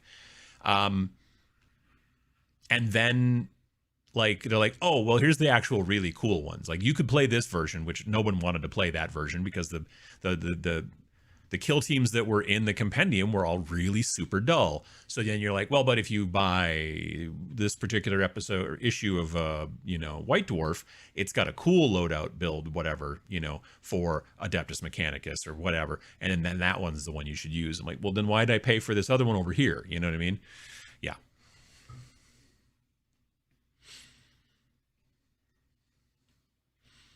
These days with 3D printers, do we even need GW? I mean, if you like their models, then you'd still be buying their models here and there. Like, I still like their models, but I don't buy nearly as many of their models as I these days buy other people's models. Wargame Atlantic, Anvil Industry, 3D printed stuff from companies like Archvillain, all those cool Ravaged Star ones from Mini Wargaming Dave. Those are super cool. Like, I'm using them for like post-apocalyptic kind of like stuff like that. Like there's tons and tons and tons of companies out there. You just have to kind of look a little bit and it's not crazy hard. But yeah, I have people all the time that are like, well, how do you find models for like Space Station Zero? And I'm like, you type in sci-fi models into Google. Honestly, that's the answer. I mean, I don't want to sound like a jerk, but it's like, you just look for them a little bit, it doesn't take a ton of time. And people who have 3D printers generally, some of them just follow Patreon folks, but, a lot of them understand that there's stuff out there from, well, obviously My Mini Factory, but there's another one too, Cult 3D or Cults 3D. I don't think I've ever used them, so I don't know, but there's a lot of stuff out there for sure. I almost compulsively bought Soulshackle, but I took a breath and realized the only thing I want out of the entire box is the Arbuties? Anyway, so I'm happy enough to wait and buy them separately. Yeah, I agree.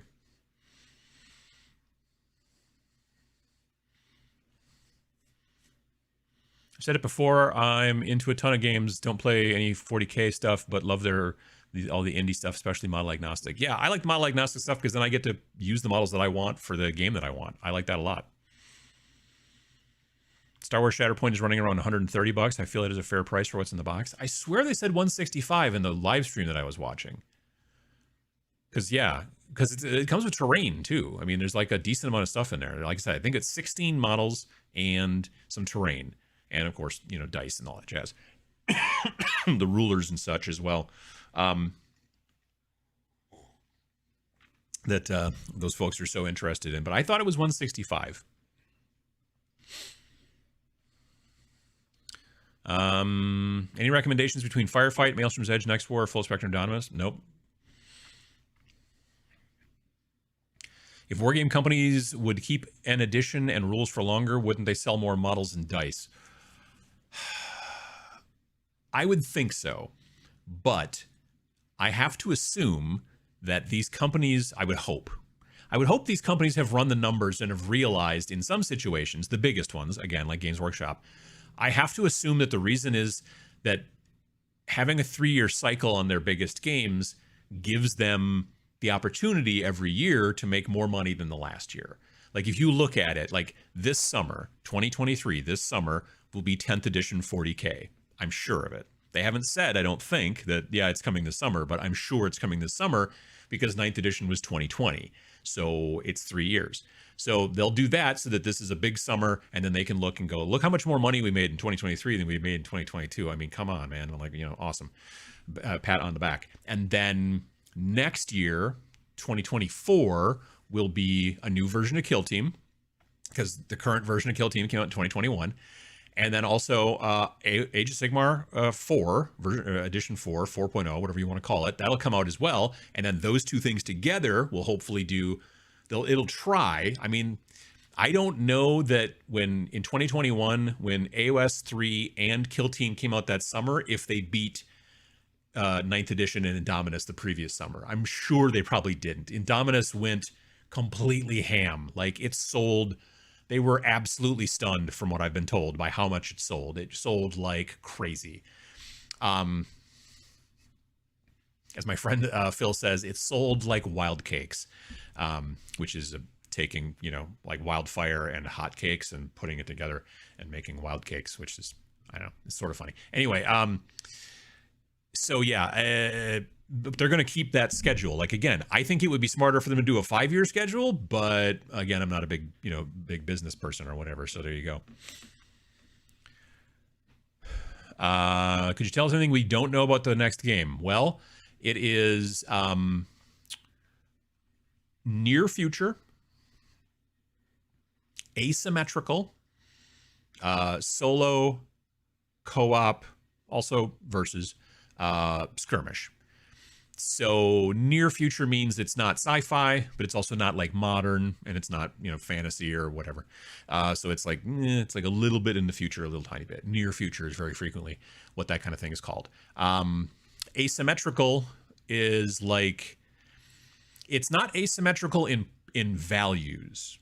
Okay, so like it's not like, oh, this force has got way more power than this force. It's just that this force and this force should be relatively equal, but this force might be, I don't know, 5, 6, 7, 8 models, and this force might be 1. So a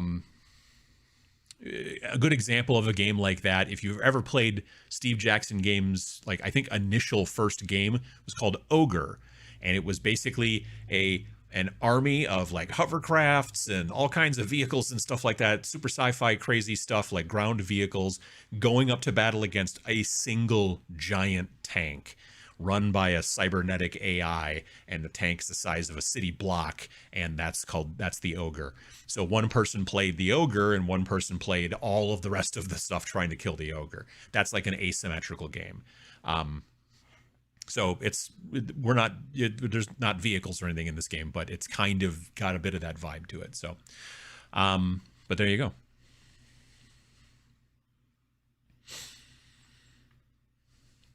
The resin I prototype my minis with, it's just it's plant-based. Well, that's pretty cool. You can make just about anything out of corn, apparently. Wow, I'm way behind. There you go. Cell phone made out of the band corn? No, it wasn't the band corn.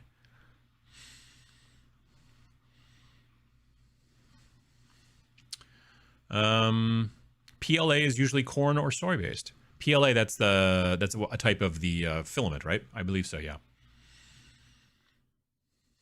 I've got some children's toys made from sugarcane based plastic. Nice.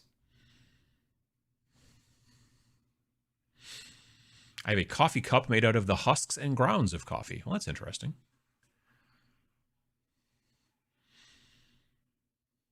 I wonder if corn plastic reacts the same way to plastic cement. That's a good question. I don't know. I need to make friends with people who like to build. Oops, everything moved. I love it just how when it just is like, well, we'll just randomly forward everything.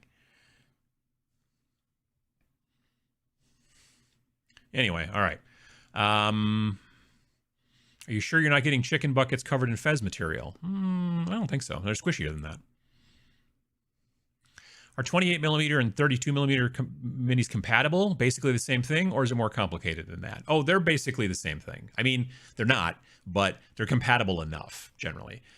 I've explained this a bunch of times, kind of, but like if you've ever seen a movie, let's say there was some movie that had, well, there've been several movies now, I guess, with Kevin Hart and The Rock, Dwayne Johnson.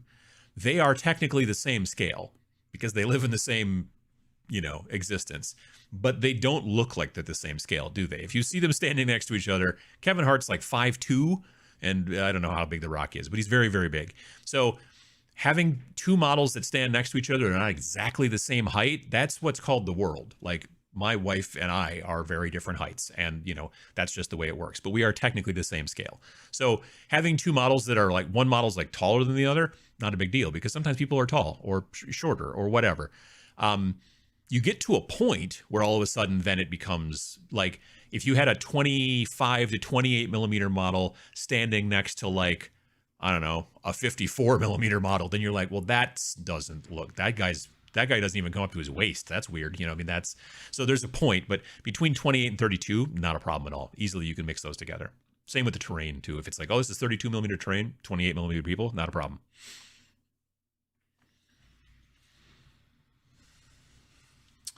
Let's see here. I wear a Tilly hat, wide brimmed, comfortable, plus I look cool in it.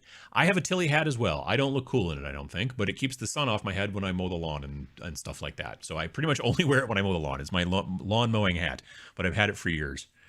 Let's see here. I think I finally beat my daily driver brush into retirement. Time to crack open the tube of Uncle Adam's favorite brushes I've been saving. Nice, nice. I think that my 00 Uncle Adam's favorite brush for Monument is finally, and I've been using it pretty much as my daily driver for like 15 months. I think I've finally, the tip is not coming to as much of a tip as I would like. And I wash it and use soap and the whole deal, all that kind of stuff, but it's starting to get a little ragged at the end. But, I've gotten a decent amount of work out of it, so. 3 games of Space Station Zero yesterday. Loved the system. Any plans for more campaign supplements? I don't know about full-blown supplements. We don't really have any plans for that. There's a bird. But maybe. I'm not sure. One thing we are planning on doing, probably, this is not a 100%, but we've been talking more and more about it, Vince and I, is we're looking at doing this upcoming fall, we're looking at doing what we've been referring to as a periodical, which is basically going to be like a zine. It'll be PDF only, so you'll buy it and print it yourself, or take it to your local Kinko's if they still have those anymore, or whatever printing place and that kind of stuff. Or you could, like I said, you could print it yourself or whatever. Or you could just leave it in PDF format if you don't want to print it. That's fine too. But it'll be black and white. It'll be cheap. It'll be I don't know, 24 pages, 28 pages, 32 pages, some multiple of 4, because that's the way that stuff works. And the idea is we'll do it once every winter-ish. So like in the spring, there'll be our main game and then in the fall, there'll be this periodical, which will have like a little mini game in it, and then also have something else for one of our other games, is the hope. That's the current plan. That's about we know more than that right now, but that's as much as we're kind of talking about it right now. And again, things may change, but that's what we're hoping on doing. So, but it'll be, again, real small. It'll be like a zine. It'll be kind of like if you've, I don't have a copy here near me, but like when I've showed off Space Weirdos, like it's a little, 5.5 by 8.5 little booklet, and you can staple it or whatever. Again, you go to your local Kinko's or whatever they call that these days, get it printed there if you want to. And it'll be fun. So that's the hope. Tardy to the party. Well, that's fine. Watched your video on Anvil Industries and sure can see the attraction. Prices sound very reasonable too, but I have no means of electronic commerce if I can't buy it or retail. Yeah, like I said, I don't think that they do any, I don't know if they do any retail. Like if they don't, I don't think they go through stores or stuff like that. I could be wrong though.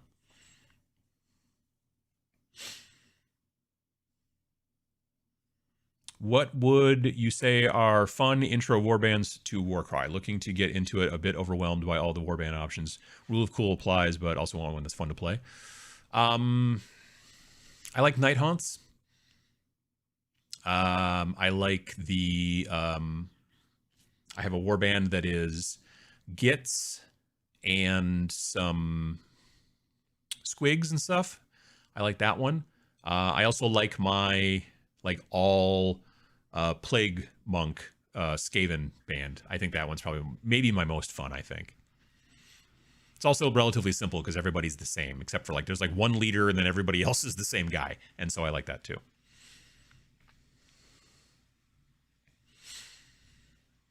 Gotta admit, I moved away from big forces games and playing more skirmish and gang style games. Really enjoy it and cheaper. Yeah, I prefer it for a lot of reasons. Cheaper, quicker games, fewer models to have to store and paint. I can spend a little bit more time on them if I want to. If I've got to go through, I got to paint 60 to 75 models for this big army game.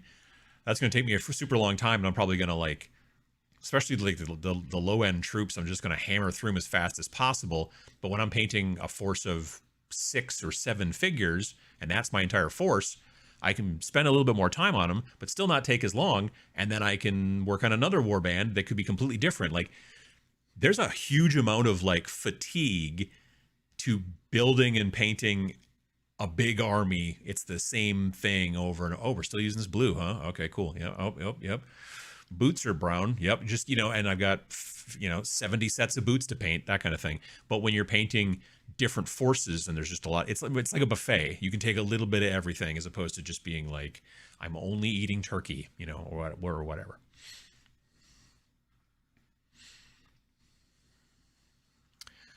You can even get Raging Heroes singles on my mini factory. Nice. Do you know of a good 3D printer I could use to print 6mm minis? I mean, I would go with something resin, obviously. I would look at companies like Anycubic, Elgu.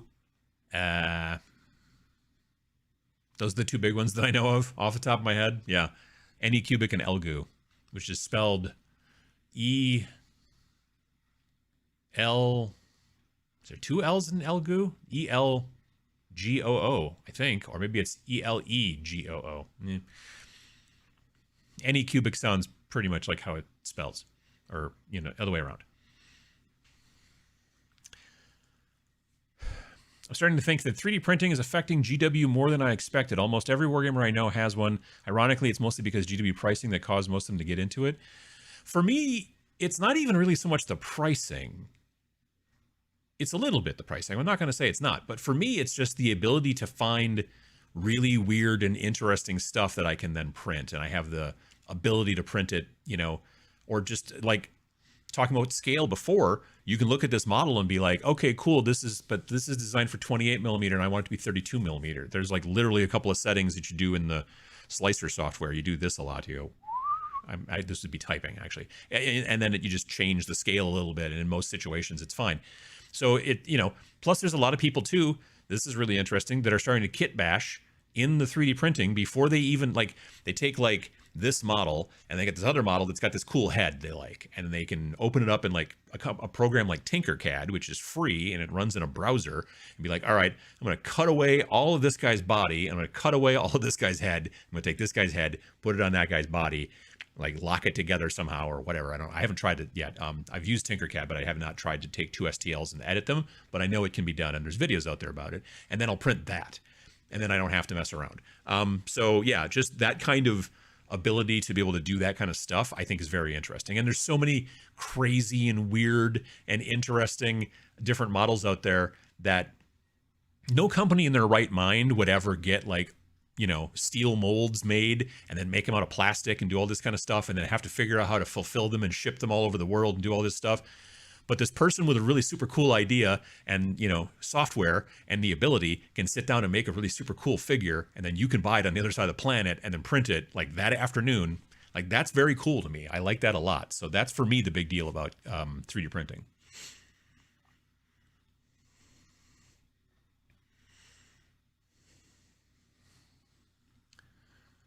Just checked. There was a miniature company that made figures of organic plastic back in the 70s. They were German-based, and from what I understand, the figures themselves did not last. That is one of the problems, obviously, with organic plastic, sure. Didn't you do a video about being a hobby advocate? Just checked 9 years ago. Yes, I did. It was one of my earliest videos. Next month, what's today, the 12th? So in a little over 2 weeks is going to be the 10-year anniversary of the channel. I technically started the channel, I believe the very first video that I did as the channel was, I think it was maybe March 1st, or maybe it was like the February 28th, but it was right around that time, 2013. It was 10 years. 10 years. 10 years. My mini factory is why I have 185 gigabytes of STL files and a list of backed tribes as long as my arm. See, there you go. On my mini factory, tribes are like Patreon. My mini factory came up with their own thing, which is like the Patreon thing, except it's just for 3D printer people or for 3D sculptors. So it's much easier as opposed to like I back you on Patreon and then I have to give you my mini factory, you know, login information, not the login information, not the password, but like my username, so that you can then automatically put these into my, you know, account every month that I follow you, blah, blah, blah. With tribes, it's basically Patreon. It's all integrated. So, you know, as soon as the month comes up, boom, everybody who follows them gets the thing and this and that and all that kind of stuff. So that's what tribes is. It's relatively new, year or so, year and a half, but it's basically tribes is my mini factory's version of Patreon, just designed for sculptors.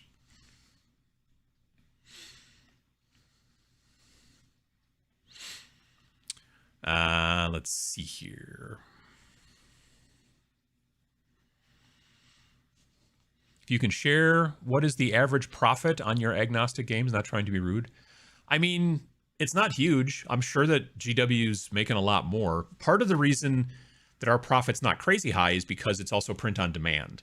So if we had decided to, let's say, get Rain in Hell initially, if we had decided to get Rain in Hell printed traditionally, whether it was going to China and getting it done, which I wouldn't have done, frankly, no matter what, we would have printed it here in the States. There's plenty of places to get books printed here in the States, and then you don't have to mess with shipping it from the other side of the planet and all that kind of stuff and blah, blah, blah. But nonetheless, you get it printed at a traditional, you know, lithographic printing company, and then they have to package it all up and then ship it to you. Even if it's not across the sea, it's still, you know, across the country.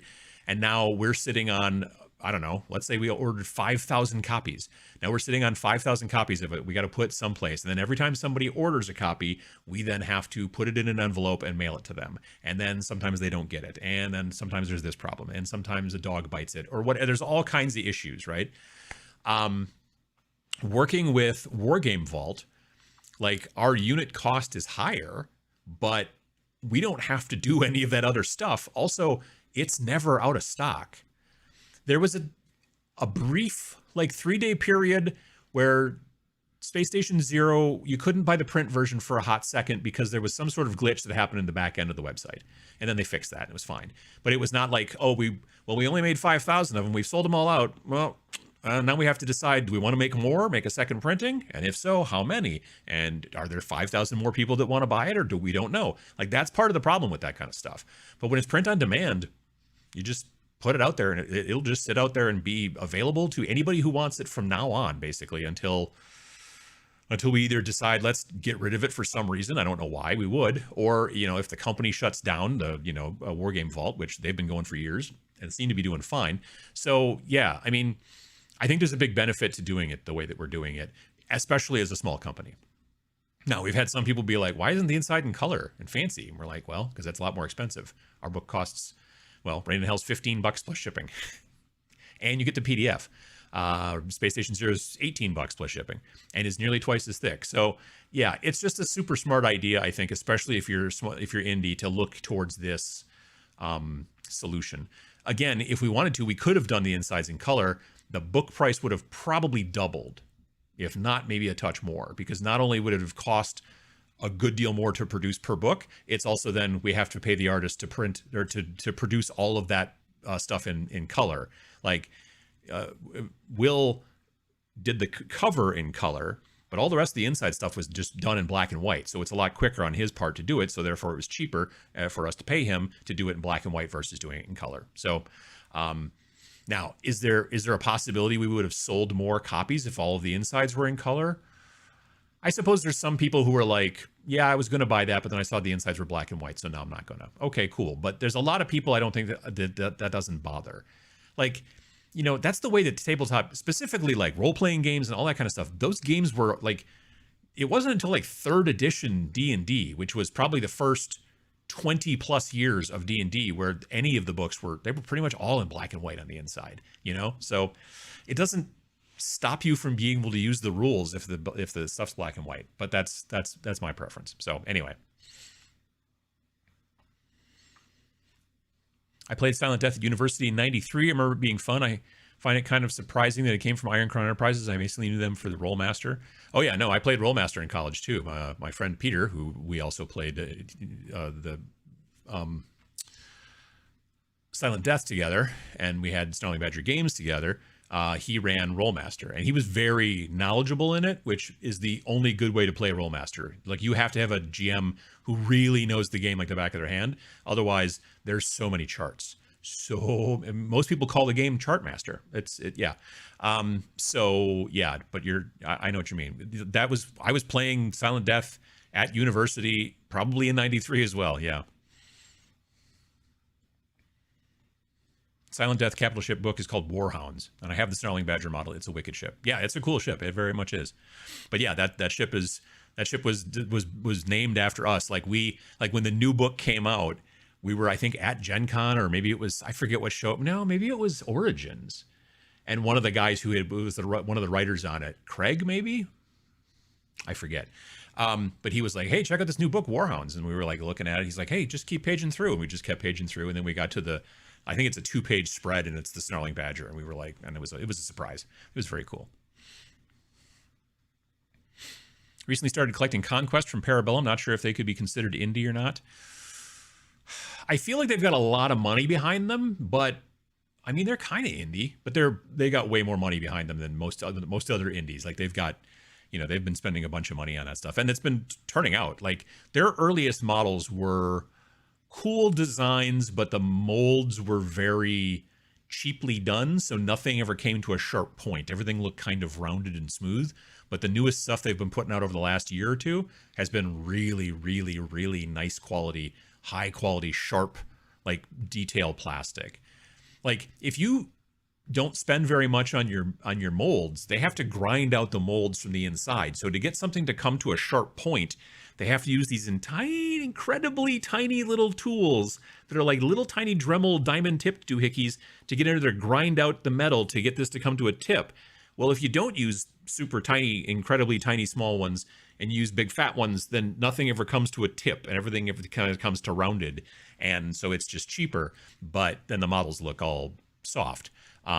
Like hard plastic, but soft detail. And like I said, they have finally decided, we're going to spend the money. And like I said, the most recent big force that they put out was, they're like these undead Romans, which are really cool. And they're really nice, sharp detail. And so, yeah, that's pretty cool. I'm not a rank and flank guy, so there's that, but, I like what they're doing. It's cool.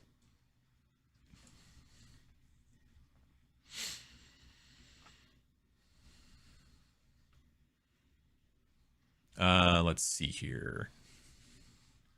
Lord knows I'm not a businessman. I mean, you kind of are, but I get it. Yeah, no. I mean, technically, yes, but really, no. Piranha, Dolphin, Orca, Battle Axe, and Snarling Badger were all prize models for events and tournaments. That's right. Yeah, you had to win. You had to win them. Yeah, I don't think that you're right. I don't think they did sell them. That's a good point. I mean, you could get the book, obviously, with the stats and stuff in there, but the models, I think you had to win.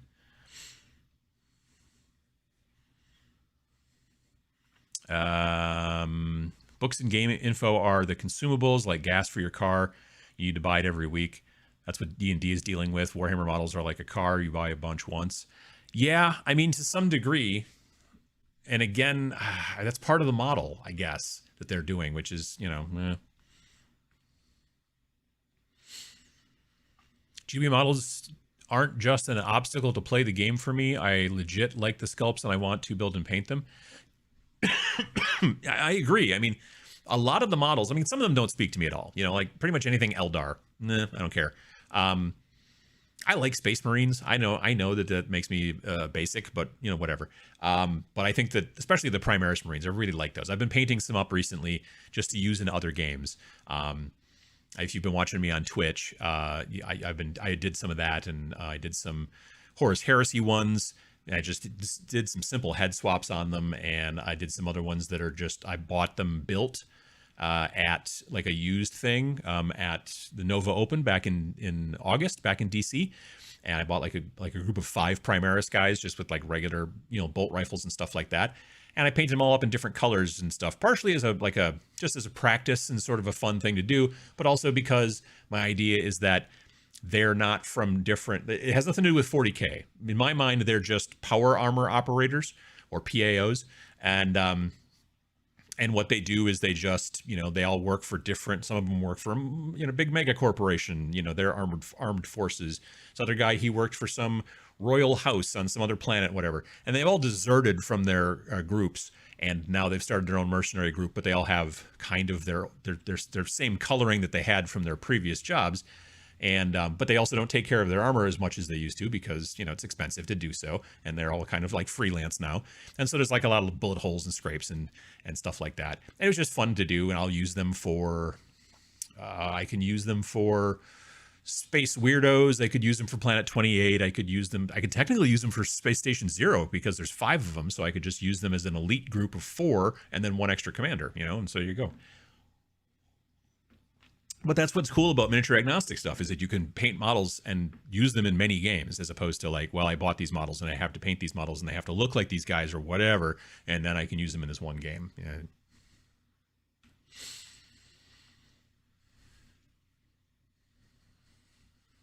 Do I buy Warcry or Forbidden Psalm Last War? I kind of want both. Well, if you get the PDF of Forbidden Psalm, it's like $13 or $14, I think. So, you know, there's that. But then you'd need, obviously, like Forbidden Psalms plays on a pretty much everything. Forbidden Psalm plays on a 2-foot by 2-foot board, so it's a considerably smaller board too. Last War being like alternate World War II, you don't need tons of terrain necessarily. You want stuff blocking and things like that, but just think of like what a World War I like movie looks like. It's trenches and barbed wire and, I don't know, maybe some sort of weird bunker that's all blowed up or something like that. I mean, that's pretty much about it. Think a lot of mud, you know.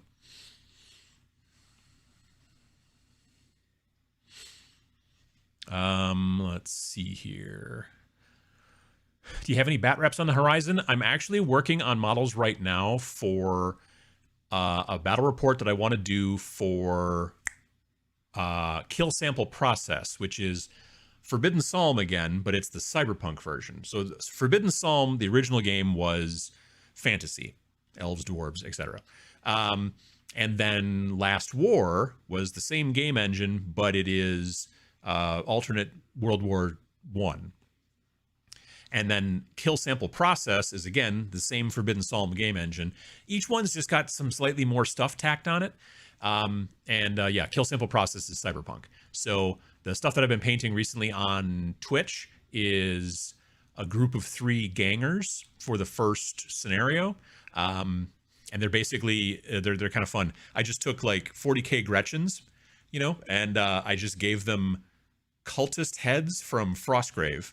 And then I didn't paint them green. I just painted them like one guy's kind of like my, you know, color, and another person's like kind of maybe Hispanic-y looking to some degree as far as that kind of color. And then one person's like more of a black color. And they've all got those big, weird kind of goblin guns. The particular gang that they're a member of, they're called the Troglodytes. And the Troglodytes are kind of anti-technology. They don't like all the cyber stuff and everything. So those guns look like still guns, but they don't look particularly technological, which I think is cool. So yeah, I'm painting them up. And again, because it's a game that you can play solo very easily, I'm going to probably do a battle report that'll be solo for that. But yeah, so that's what I'm working towards right now. But I don't have anything coming out like real soon, though. No.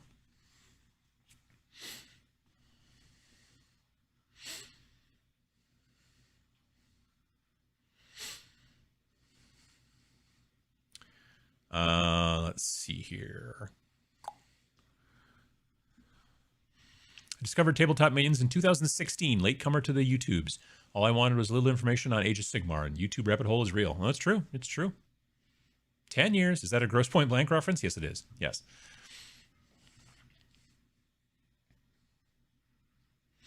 If the interior art was in color, I would have exported it in grayscale anyway. It would have been cheaper to print. Also true. Yep, yep. I refuse to read Game of Thrones until it's in full color text. I think that's a good idea, yeah. Been using the term the pocket dimension since the beginning of the Sunday chats. Recently heard a company called Pocket Dimension Hobbies exists since 2018. I wonder what they get that idea from. I think I'd heard, I thought I'd heard about Pocket Dimension from comic books. Wasn't like Krypton held in a pocket dimension by Superman for a little while so that it wasn't all loads up? Or I don't know a ton about comic books, but I'd originally heard about Pocket Dimension from, I thought, comic books like some time ago, but I don't know.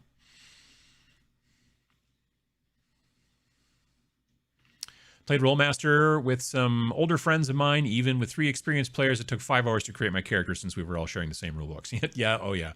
It's not easy. I used Tinkercad to mash together 2 helmet STLs I bought on my mini factory to make my perfect IDNF helmet. Well, that's pretty cool. Next level from 3D kit bashing is 3D model reposing. I've had more than a little fun with that in Blender. Nice. That's kind of cool. Can't believe it's been a decade already. I remember watching you back in 2015. Oh yeah, oh yeah.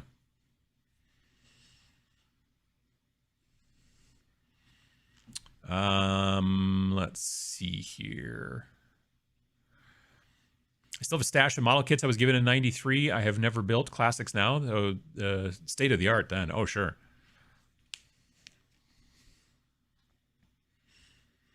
Thanks for letting me hang out, even though I like the Eldar. It's fine. I mean, I don't begrudge people for what they like. I am not an Eldar enjoyer. Let's just say that.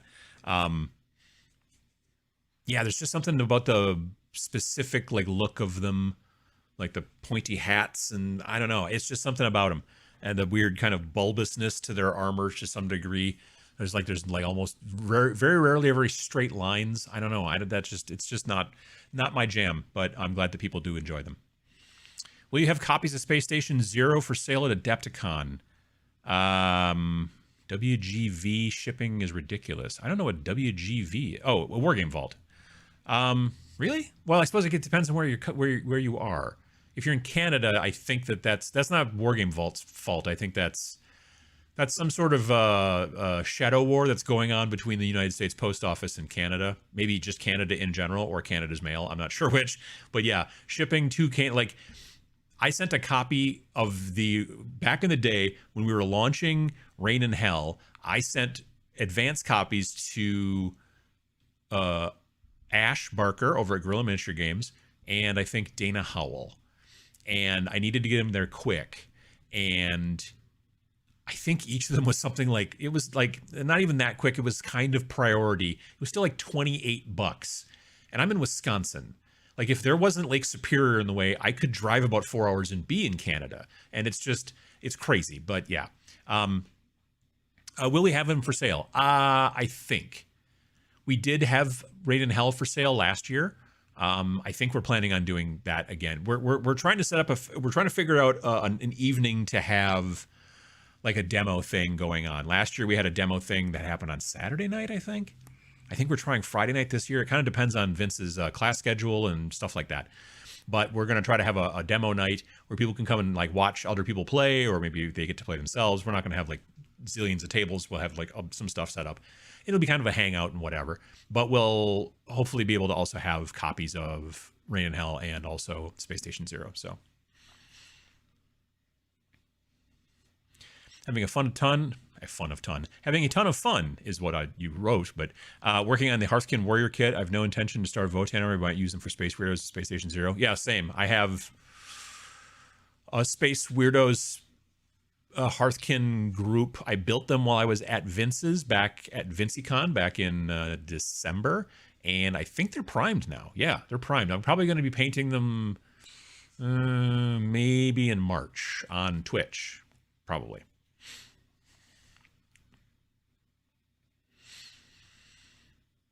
I'm also basic though and love me my Space Marines, so my opinion is suspect, I'm sure. Well, that's fine too. That's not a problem.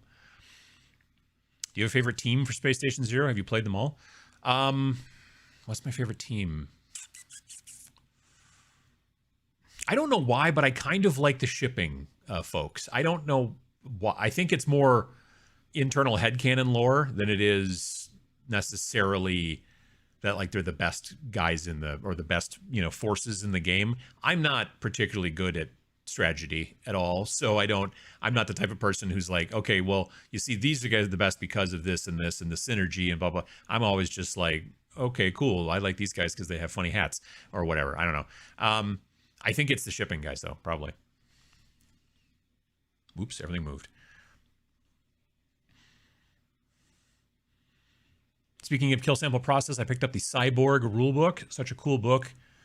Don't really care about playing it. Yeah, same with, I haven't picked that one up, but I picked up Morkborg, which is the original like role-playing game that all of this stuff has kind of been based off of. And I don't see myself ever playing it, but it's an awesome read. It's super cool just to look at. Like it's very cool that way.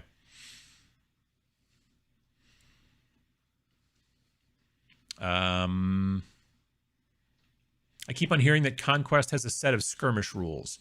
Sort of. Skirmish is a wide range to some people. So Conquest has a secondary game called First Blood, which I believe recently had a second edition come out. Excuse me. I played a demo of First Blood at Gen Con 2021, which was the first Gen Con back after, 2020 and all that stuff. And it's not rank and flank. You don't move them in the trays, which is a smart move that they made them on circle bases, but then they made the trays with the circle holes in them so you can move them in there, but you can also turn them a little bit so that this guy's spear is not poking this guy in the butt, which was always a big problem with the square bases and Warhammer Fantasy. Especially, you had to everybody had to keep their stuff real close together so they didn't bump up against their friends, or you had to be like, well, this guy has to go in the front, otherwise he's poking somebody in the back because he's got a big pokey spear. Just being able to turn them a little bit makes a lot more sense. Anyway, man, it'll be interesting to see whether they do that or not with Old World. If they put them on square bases, I'm going to laugh a little bit, but whatever. Some people prefer square bases, whatever. Anyway, the other benefit is that then because these guys are on round bases, these Conquest models, you can also use them in a normal type of game. And First Blood is that game, but honestly, it's a little bit more kind of like Age of Sigmar as far as scale is concerned. It's kind of like Age of Sigmar at maybe 1,500 points, which in my mind is still not skirmish because it's still too many models. If they would make a game, a potentially third game in this situation, which would be like your forces between 5 to 15 models, then I would probably be on board. Because their models are kind of cool. The scale is kind of big. They're 38 millimeters, so they don't quite, in my mind, 38 is like, now my terrain looks too small. If it's like more like 28, 32 millimeter terrain, like getting into 38 and 40 is, but from everything I hear though, they're a lot more fun to paint being bigger, which I guess is fine. I don't know, but it's interesting.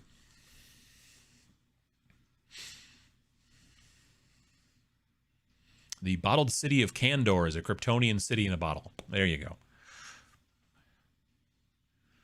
I'm still making wet pallets from takeout containers after watching that video. A lot of people are. I'm still using that same wet pallet that I made in that video 9 years ago. Like that is still my daily driver wet pallet, is that Glad sandwich box thing from the grocery store. Yeah, no, it's still what I use. I own several other wet pallets and I just don't use them. I only still use that one. I don't know why.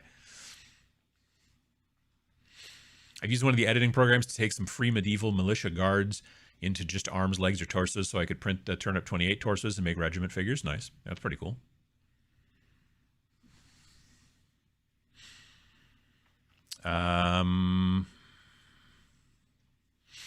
Shipping to from Canada is nuts. I agree, yeah. Greetings from Canada. How you doing? Shipping equals Nostromo crew. Yeah, yeah. I mean, they were not out there as explorers. They weren't out there as, they weren't a military vessel, really. They were just like, yeah, no, that's true. I agree. Space truckers are the best. I do like space truckers. It's true. Thanks for providing something interesting to keep my brain working as I drive back from dropping my better half off at the airport. Well, I hope that they have a good time. Alrighty, folks. Well, it is 11 o'clock in my neck of the woods, and it's gotten brighter, like a lot brighter. So I hope that you folks had a good time listening and hanging out. We all will hopefully someday we'll know why there's just not very many